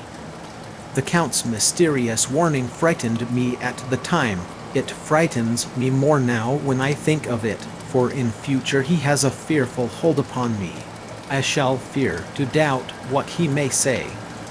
When I had written in my diary and had fortunately replaced the book and pen in my pocket, I felt sleepy. The Count's warning came into my mind, but I took a pleasure in disobeying it. The sense of sleep was upon me, and with it the obstinacy which sleep brings as outrider. The soft moonlight soothed, and the wide expanse without gave a sense of freedom which refreshed me. I determined not to return tonight to the gloom-haunted rooms, but to sleep here, where, of old, ladies had sat and sung and lived sweet lives, whilst their gentle breasts were sad for their menfolk away in the midst of remorseless wars. I drew a great couch out of its place near the corner, so that as I lay, I could look at the lovely view to east and south, and unthinking of and uncaring for the dust, composed myself for sleep. I suppose I must have fallen asleep. I hope so, but I fear, for all that followed was startlingly real, so real that now sitting here in the broad, full sunlight of the morning, I cannot in the least believe that it was all sleep. I was not alone. The room was the same, unchanged in any way since I came into it. I could see along the floor, in the brilliant moonlight, my own footsteps marked where I had disturbed the long accumulation of dust. In the moonlight opposite me were three young women, ladies by their dress and manner. I thought at the time that I must be dreaming when I saw them, for, though the moonlight was behind them, they threw no shadow on the floor. They came close to me and looked at me for some time, and then whispered together. Two were dark and had high aquiline noses, like the Count, and great dark, piercing eyes that seemed to be almost red when contrasted with a pale yellow moon. The other was fair as can be, with great wavy masses of golden hair and eyes like pale sapphires. I seemed somehow to know her face, and to know it in connection with some dreamy fear, but I could not recollect at the moment how or where. All three had brilliant white teeth that shone like pearls against the ruby of their voluptuous lips. There was something about them that made me uneasy, some longing, and at the same time some deadly fear. I felt in my heart a wicked, burning desire that they would kiss me with those red lips. It is not good to note this down, lest some day it should meet Minna's eyes and cause her pain, but it is the truth. They whispered together, and then they all three laughed, such a silvery, musical laugh, but as hard as though the sound never could have come through the softness of human lips. It was like the intolerable, tingling sweetness of water glasses when played on by a cunning hand. The fair girl shook her head coquettishly, and the other two urged her on. One said, "Go on. You are first, and we shall follow. Yours is the right to begin." The other added, "He is young and strong. There are kisses for us all." I lay quiet, looking out under my eyelashes in an agony of delightful anticipation. The fair girl advanced and bent over me till I could feel the movement of her breath upon me. Sweet it was in one sense, honey sweet, and sent the same tingling through the nerves as her voice, but with a bitter underlying the sweet, a bitter offensiveness, as one smells in blood. I was afraid to raise my eyelids, but looked out and saw perfectly under the lashes. The girl went on her knees and bent over me, simply gloating. There was a deliberate voluptuousness which was both thrilling and repulsive, and as she arched her neck she actually licked her lips like an animal, till I could see in the moonlight the moisture shining on the scarlet lips and on the red tongue as it lapped the white sharp teeth. Lower and lower went her head as the lips went below the range of my mouth and chin and seemed about to fasten on my throat. Then she paused, and I could hear the churning sound of her tongue as it licked her teeth and lips, and could feel the hot breath on my neck. Then the skin of my throat began to tingle as one's flesh does when the hand that is to tickle it approaches nearer and nearer. I could feel the soft, shivering touch of the lips on the supersensitive skin of my throat, and the hard dents of two sharp teeth just touching and pausing there. I closed my eyes in a languorous ecstasy and waited with beating heart. But at that instant, another sensation swept through me as quick as lightning. I was conscious of the presence of the Count and of his being as if lapped in a storm of fury. As my eyes opened, involuntarily I saw his strong hand grasp the slender neck of the fair woman and with giant's power draw it back, the blue eyes transformed with fury, the white teeth champing with rage, and the fair cheeks blazing red with passion. But the Count, never did I imagine such wrath and fury, even to the demons of the pit. His eyes were positively blazing. The red light in them was lurid, as if the flames of hellfire blazed behind them. His face was deathly pale, and the lines of it were hard like drawn wires. The thick eyebrows that met over the nose now seemed like a heaving bar of white-hot metal. With a fierce sweep of his arm, he hurled the woman from him, and then motioned to the others, as though he were beating them back. It was the same imperious gesture that I had seen used to the wolves. In a voice which, though low and almost in a whisper, seemed to cut through the air and then ring round the room, he said, "How dare you touch him, any of you? How dare you cast eyes on him when I had forbidden it? Back, I tell you all! This man belongs to me. Beware how you meddle with him, or you'll have to deal with me." The fair girl, with a laugh of ribald coquetry, turned to answer him. "You yourself never loved, you never love." On this the other women joined, and such a mirthless, hard, soulless laughter rang through the room that it almost made me faint to hear. It seemed like the pleasure of fiends. Then the Count turned, after looking at my face attentively, and said in a soft whisper, "Yes, I too can love. You yourselves can tell it from the past. Is it not so? Well, now I promise you that when I am done with him you shall kiss him at your will. Now go, go! I must awaken him, for there is work to be done." "Are we to have nothing tonight?" said one of them with a low laugh, as she pointed to the bag which he had thrown upon the floor, and which moved as though there were some living thing within it. For answer he nodded his head. One of the women jumped forward and opened it. If my ears did not deceive me, there was a gasp and a low wail, as of a half-smothered child. The women closed round, whilst I was aghast with horror, but as I looked they disappeared, and with them the dreadful bag. There was no door near them, and they could not have passed me without my noticing. They simply seemed to fade into the rays of the moonlight and pass out through the window, for I could see outside the dim, shadowy forms for a moment before they entirely faded away. Then the horror overcame me, and I sank down unconscious. Chapter 4. Jonathan Harker's journal continued. I awoke in my own bed. If it be that I had not dreamt, the Count must have carried me here. I tried to satisfy myself on the subject, but could not arrive at any unquestionable result. To be sure, there were certain small evidences, such as that my clothes were folded and laid by in a manner which was not my habit. My watch was still unwound, and I am rigorously accustomed to wind it the last thing before going to bed, and many such details. But these things are no proof, for they may have been evidences that my mind was not as usual, and, from some cause or another, I had certainly been much upset. I must watch for proof. Of one thing I am glad, if it was that the Count carried me here and undressed me, he must have been hurried in his task, for my pockets are intact.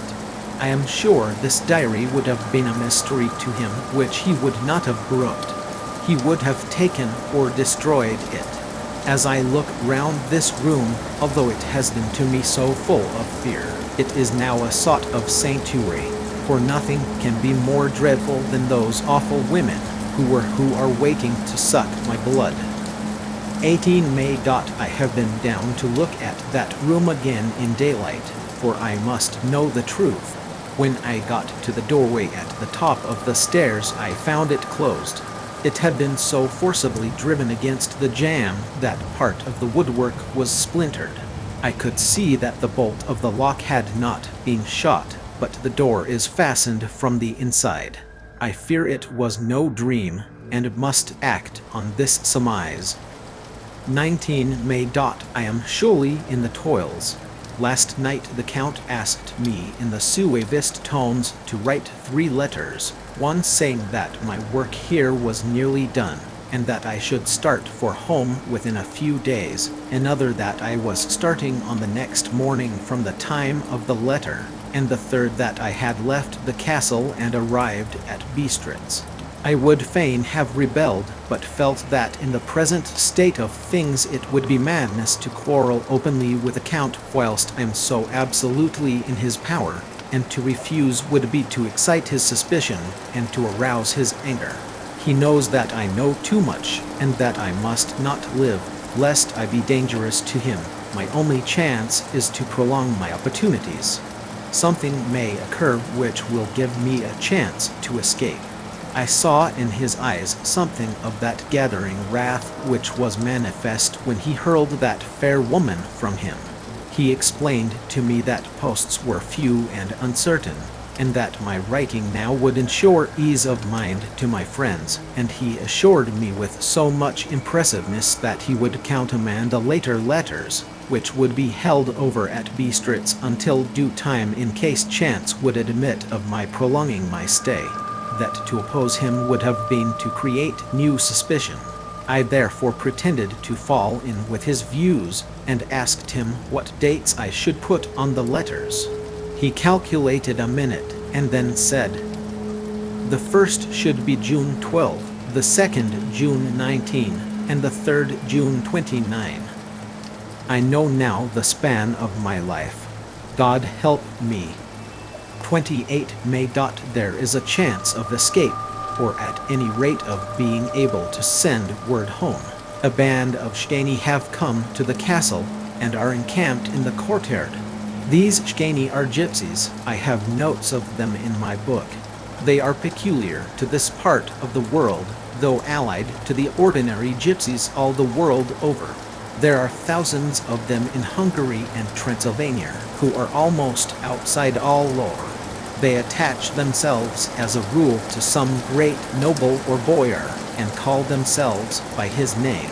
They are fearless and without religion, save superstition, and they talk only their own varieties of the Romany tongue. I shall write some letters home, and shall try to get them to have them posted. I have already spoken them through my window to begin acquaintanceship.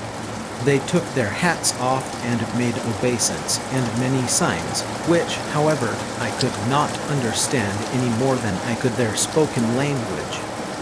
I have written the letters. Mina's is in shorthand, and I simply ask Mr. Horkins to communicate with her. To her I have explained my situation, but without the horrors which I may only surmise. It would shock and frighten her to death were I to expose my heart to her. Should the letters not carry, then the Count shall not yet know my secret or the extent of my knowledge. I have given the letters. I threw them through the bars of my window with a gold piece, and made what signs I could to have them posted. The man who took them pressed them to his heart, and bowed, and then put them in his cap. I could do no more. I stole back to the study and began to read. As the Count did not come in, I have written here. The Count has come. He sat down beside me and said in his smoothest voice as he opened 2 letters, "The Shkani has given me these, of which, though I know not whence they come, I shall, of course, take care. Say, he must have looked at it. One is from you, and to my friend Peter Horkins. The other." Here he caught sight of the strange symbols as he opened the envelope, and the dark look came into his face, and his eyes blazed wickedly. "The other is a vile thing, an outrage upon friendship and hospitality. It is not signed. Well, so it cannot matter to us." And he calmly held letter and envelope in the flame of the lamp till they were consumed. Then he went on. "The letter to Horkins that I shall, of course, send on, since it is yours. Your letters are sacred to me. Your pardon, my friend, that unknowingly I did break the seal. Will you not cover it again?" He held out the letter to me, and with a courteous bow handed me a clean envelope. I could only redirect it and hand it to him in silence. When he went out of the room, I could hear the key turn softly. A minute later I went over and tried it, and the door was locked. When, an hour or 2 after, the Count came quietly into the room, his coming awakened me, for I had gone to sleep on the sofa. He was very courteous and very cheery in his manner, and seeing that I had been sleeping, he said, "So, my friend, you are tired. Get to bed. There is the surest rest. I may not have the pleasure to talk tonight, since there are many labors to me, but you will sleep, I pray." I passed to my room and went to bed, and, strange to say, slept without dreaming. Despair has its own charms. 31 May. This morning when I woke I thought I would provide myself with some paper and envelopes from my bag and keep them in my pocket, so that I might write in case I should get an opportunity, but again a surprise, again a shock. Every scrap of paper was gone, and with it all my notes, my memoranda relating to railways and travel, my letter of credit, in fact all that might be useful to me were I once outside the castle. I sat and pondered a while, and then some thought occurred to me, and I made search of my portmanteau and in the wardrobe where I had placed my clothes. The suit in which I had traveled was gone, and also my overcoat and rug. I could find no trace of them anywhere. This looked like some new scheme of villainy. 17 June. This morning, as I was sitting on the edge of my bed cudgeling my brains, I heard without a cracking of whips and pounding and scraping of horses' feet up the rocky path beyond the courtyard. With joy I hurried to the window and saw drive into the yard 2 great Leta wagons, each drawn by 8 sturdy horses, and at the head of each pair a Slovak, with his wide hat, great nail-studded belt, dirty sheepskin, and high boots. They had also their long staves in hand. I ran to the door, intending to descend and try and join them through the main hall, as I thought that way might be opened for them. Again a shock, and my door was fastened on the outside. Then I ran to the window and cried to them. They looked up at me stupidly and pointed, but just then the hetman of the Shkani came out, and seeing them pointing to my window, said something, at which they laughed. Henceforth no effort of mine, no piteous cry or agonized entreaty, would make them even look at me. They resolutely turned away. The Leta wagons contained great, square boxes, with handles of thick rope. These were evidently emptied by the ease with which the Slovaks handled them, and by their resonance as they were roughly moved.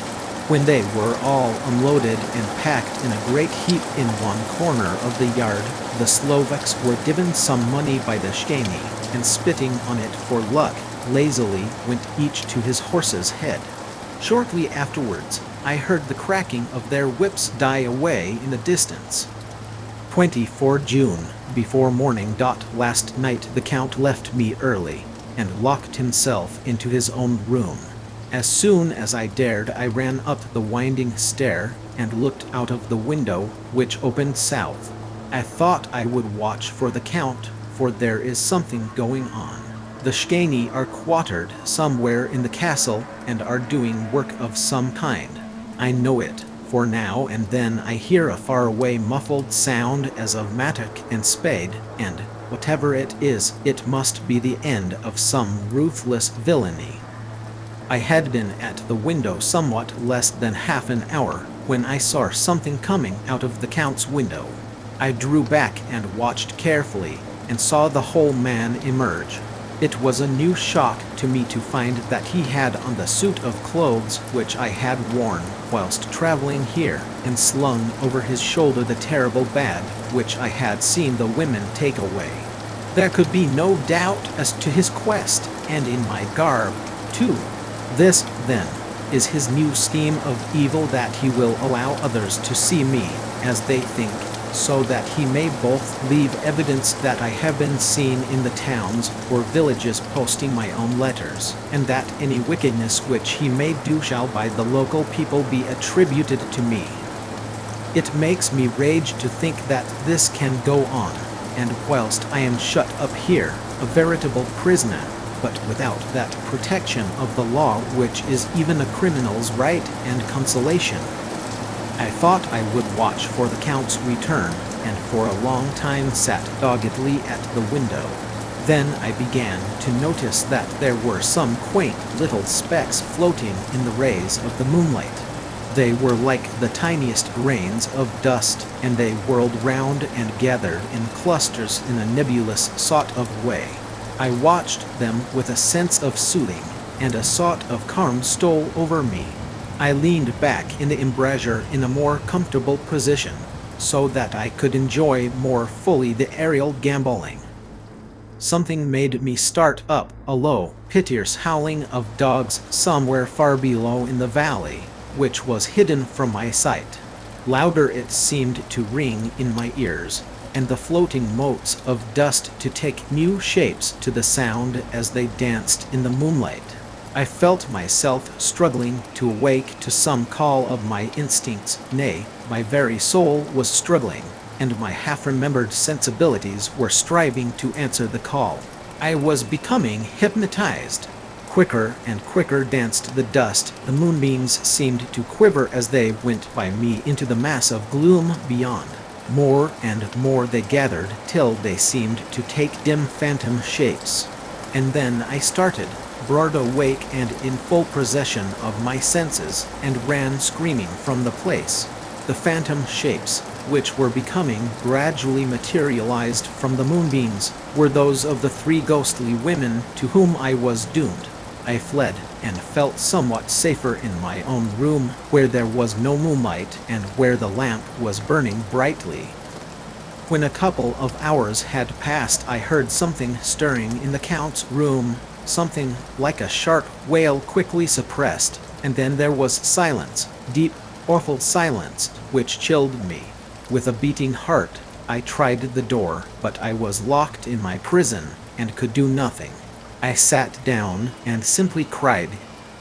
As I sat, I heard a sound in the courtyard without the agonized cry of a woman.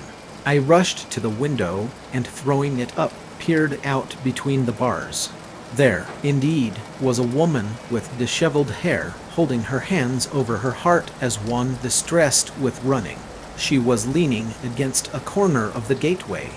When she saw my face at the window, she threw herself forward and shouted in a voice laden with menace, "Monster, give me my child!" She threw herself on her knees and, raising up her hands, cried the same words in tones which wrung my heart.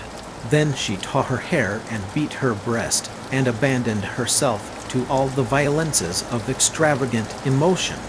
Finally, she threw herself forward, and, though I could not see her, I could hear the beating of her naked hands against the door.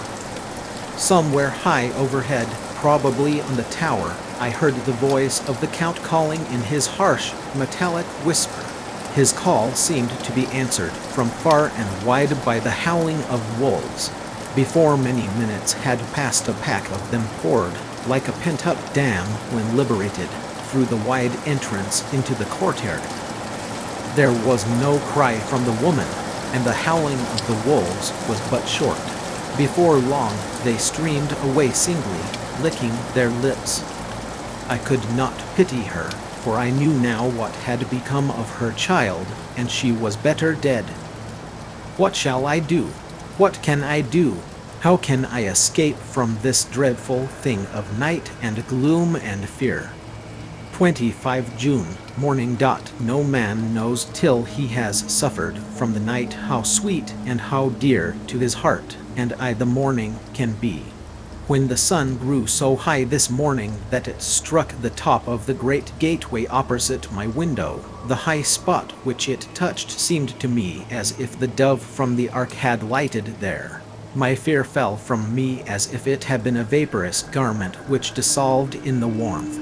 I must take action of some sort whilst the courage of the day is upon me.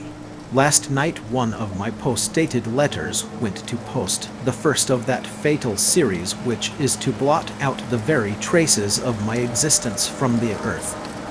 Let me not think of it. Action! It has always been at nighttime that I have been molested or threatened, or in some way in danger or in fear. I have not yet seen the Count in the daylight. Can it be that he sleeps when others wake, that he may be awake whilst they sleep? If I could only get into his room, but there is no possible way. The door is always locked, no way for me.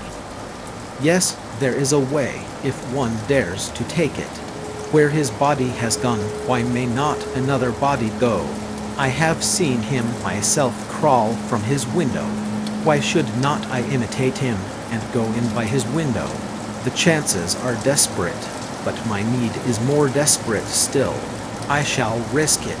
At the worst it can only be death, and a man's death is not a calf's, and the dreaded hereafter may still be open to me. God help me in my task. Goodbye, Mina. If I fail, goodbye, my faithful friend and second father, goodbye, all, and last of all, Mina.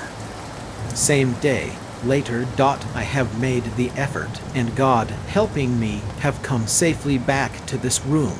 I must put down every detail in order.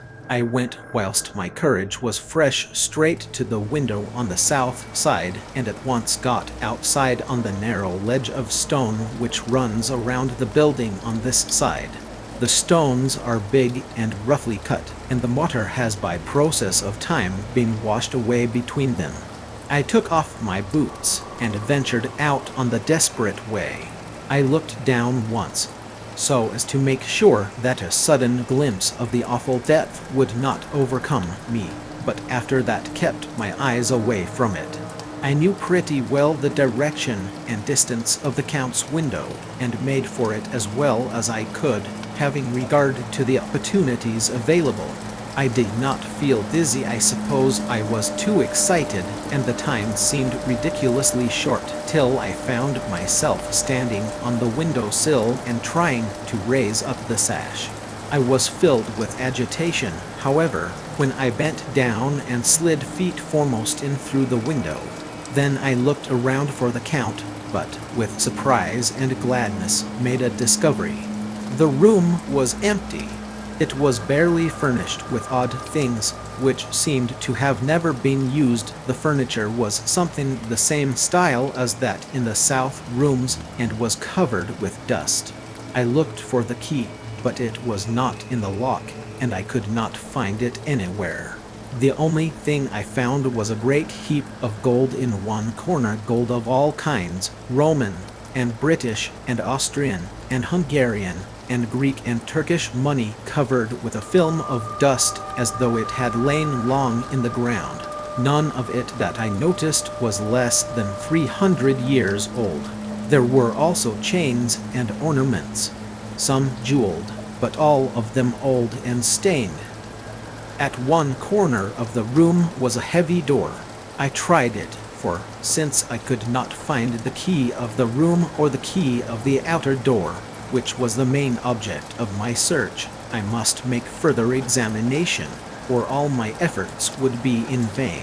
It was open, and led through a stone passage to a circular stairway, which went steeply down. I descended, minding carefully where I went, for the stairs were dark, being only lit by loopholes in the heavy masonry.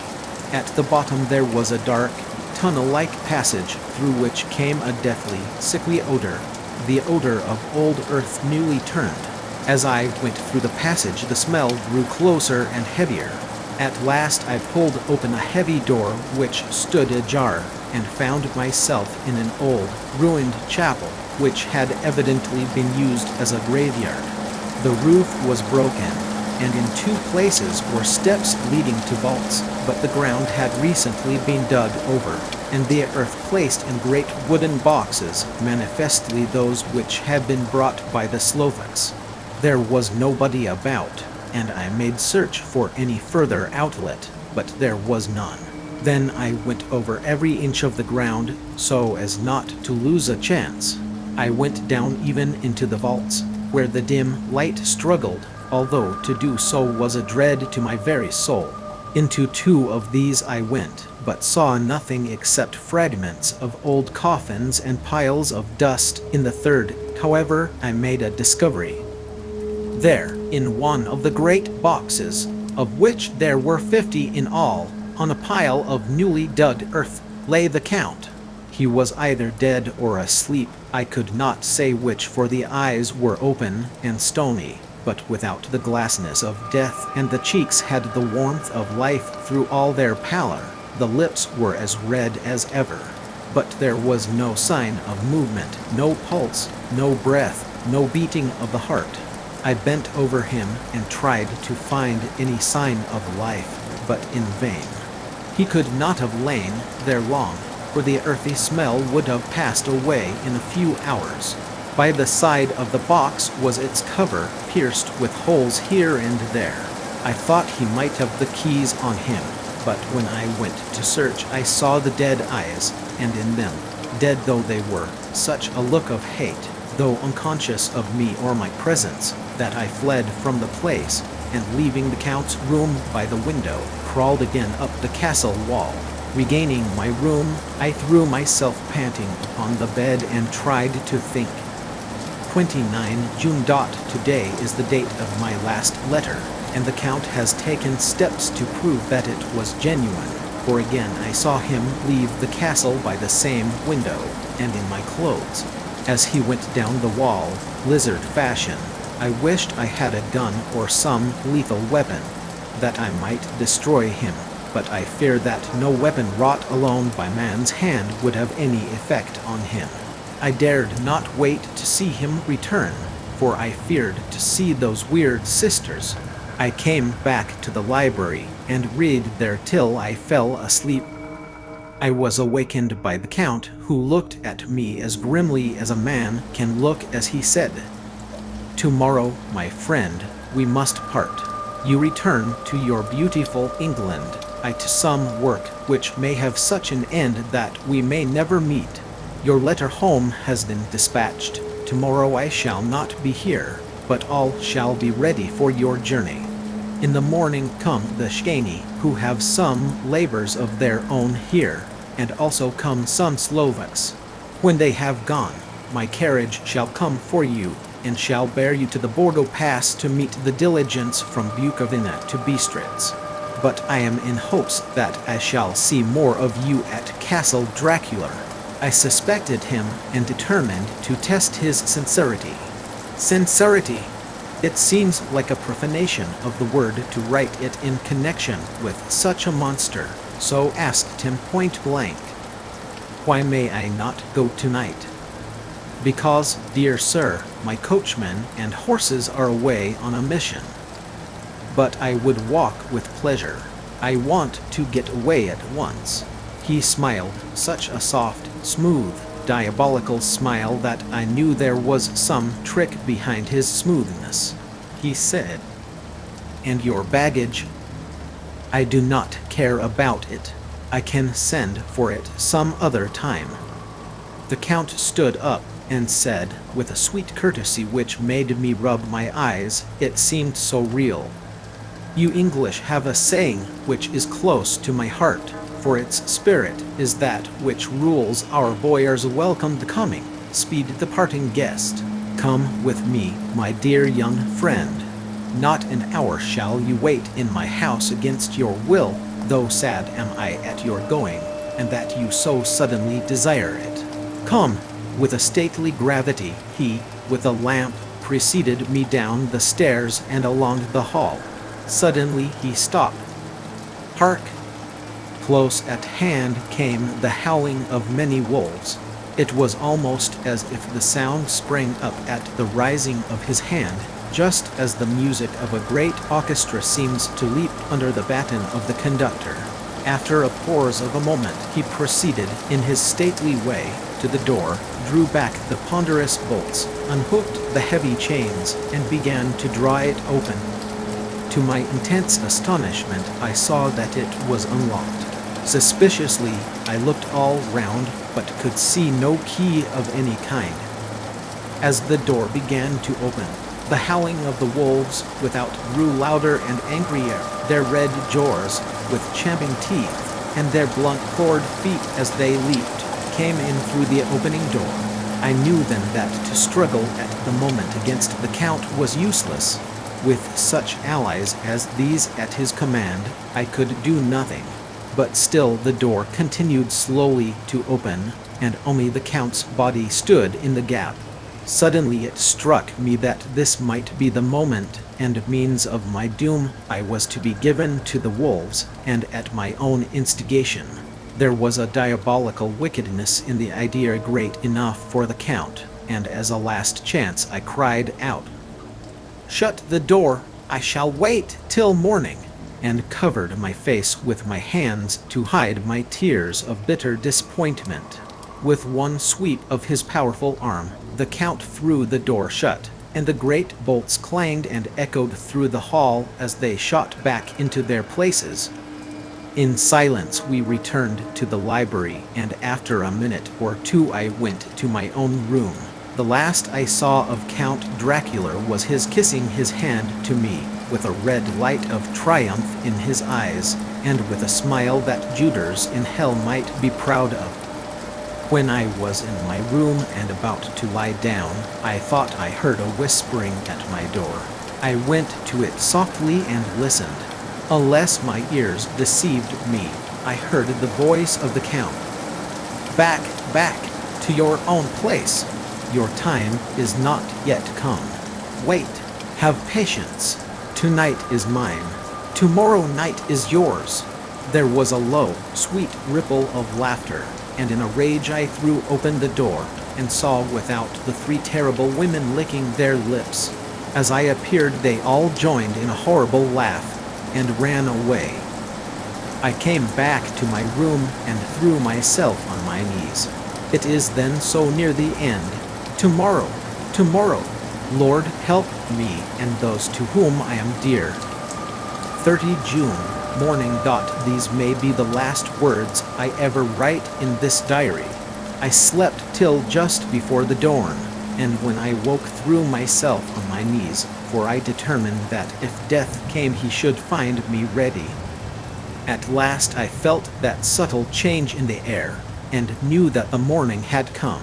Then came the welcome cock crow, and I felt that I was safe. With a glad heart, I opened my door and ran down to the hall. I had seen that the door was unlocked, and now escape was before me. With hands that trembled with eagerness, I unhooked the chains and drew back the massive bolts. But the door would not move. Despair seized me. I pulled and pulled at the door and shook it till, massive as it was, it rattled in its casement. I could see the bolt shot. It had been locked after I left the Count. Then a wild desire took me to obtain that key at any risk, and I determined then and there to scale the wall again and gain the Count's room. He might kill me, but death now seemed the happier choice of evils. Without a pause I rushed up to the east window and scrambled down the wall, as before, into the Count's room. It was empty, but that was as I expected. I could not see a key anywhere, but the heap of gold remained. I went through the door in the corner and down the winding stair and along the dark passage to the old chapel. I knew now well enough where to find the monster I sought. The great box was in the same place, close against the wall, but the lid was laid on it, not fastened down, but with the nails ready in their places to be hammered home.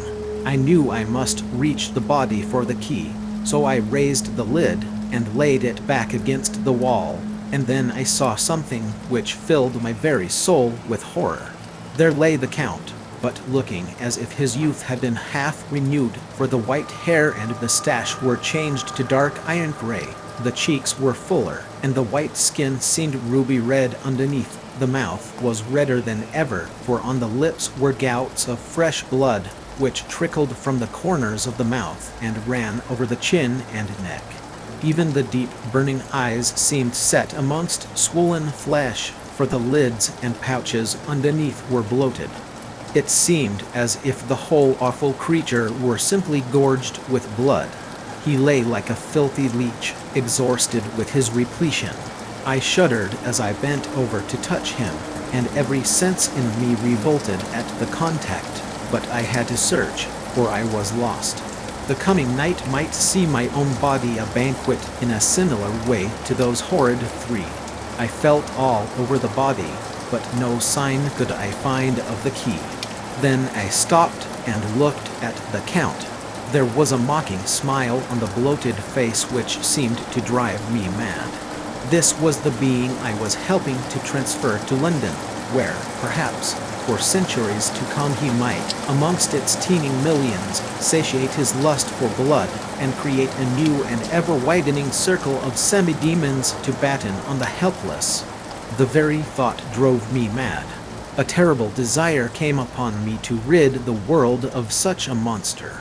There was no lethal weapon at hand, but I seized a shovel which the workmen had been using to fill the cases, and lifting it high, struck, with the edge downward, at the hateful face.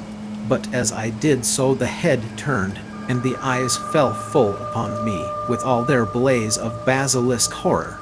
The sight seemed to paralyze me, and the shovel turned in my hand and glanced from the face, merely making a deep gash above the forehead.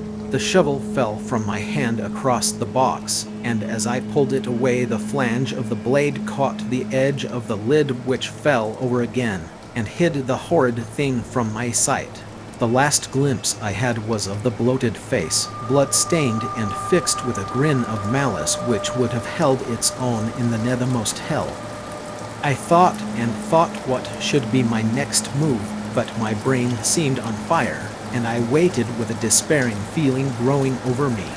As I waited, I heard in the distance a gypsy song sung by merry voices coming closer, and through their song the rolling of heavy wheels and the cracking of whips, the Shkani and the Slovaks of whom the Count had spoken were coming.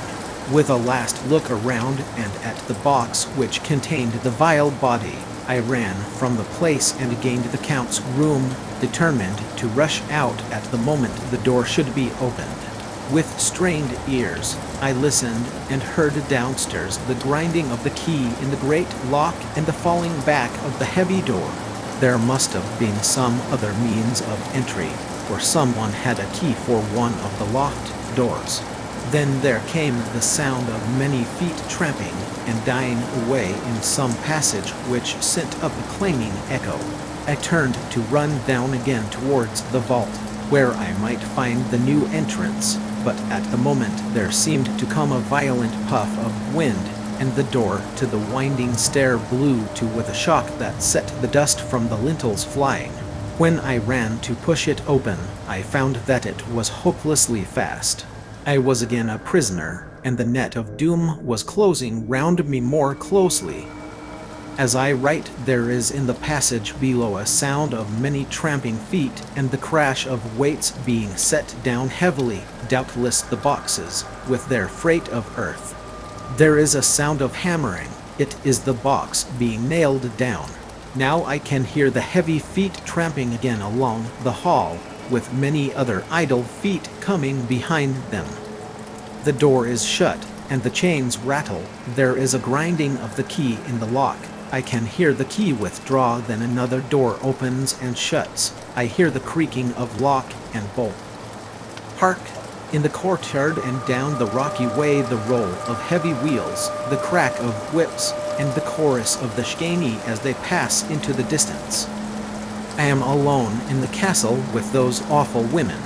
For Minar is a woman, and there is naught in common.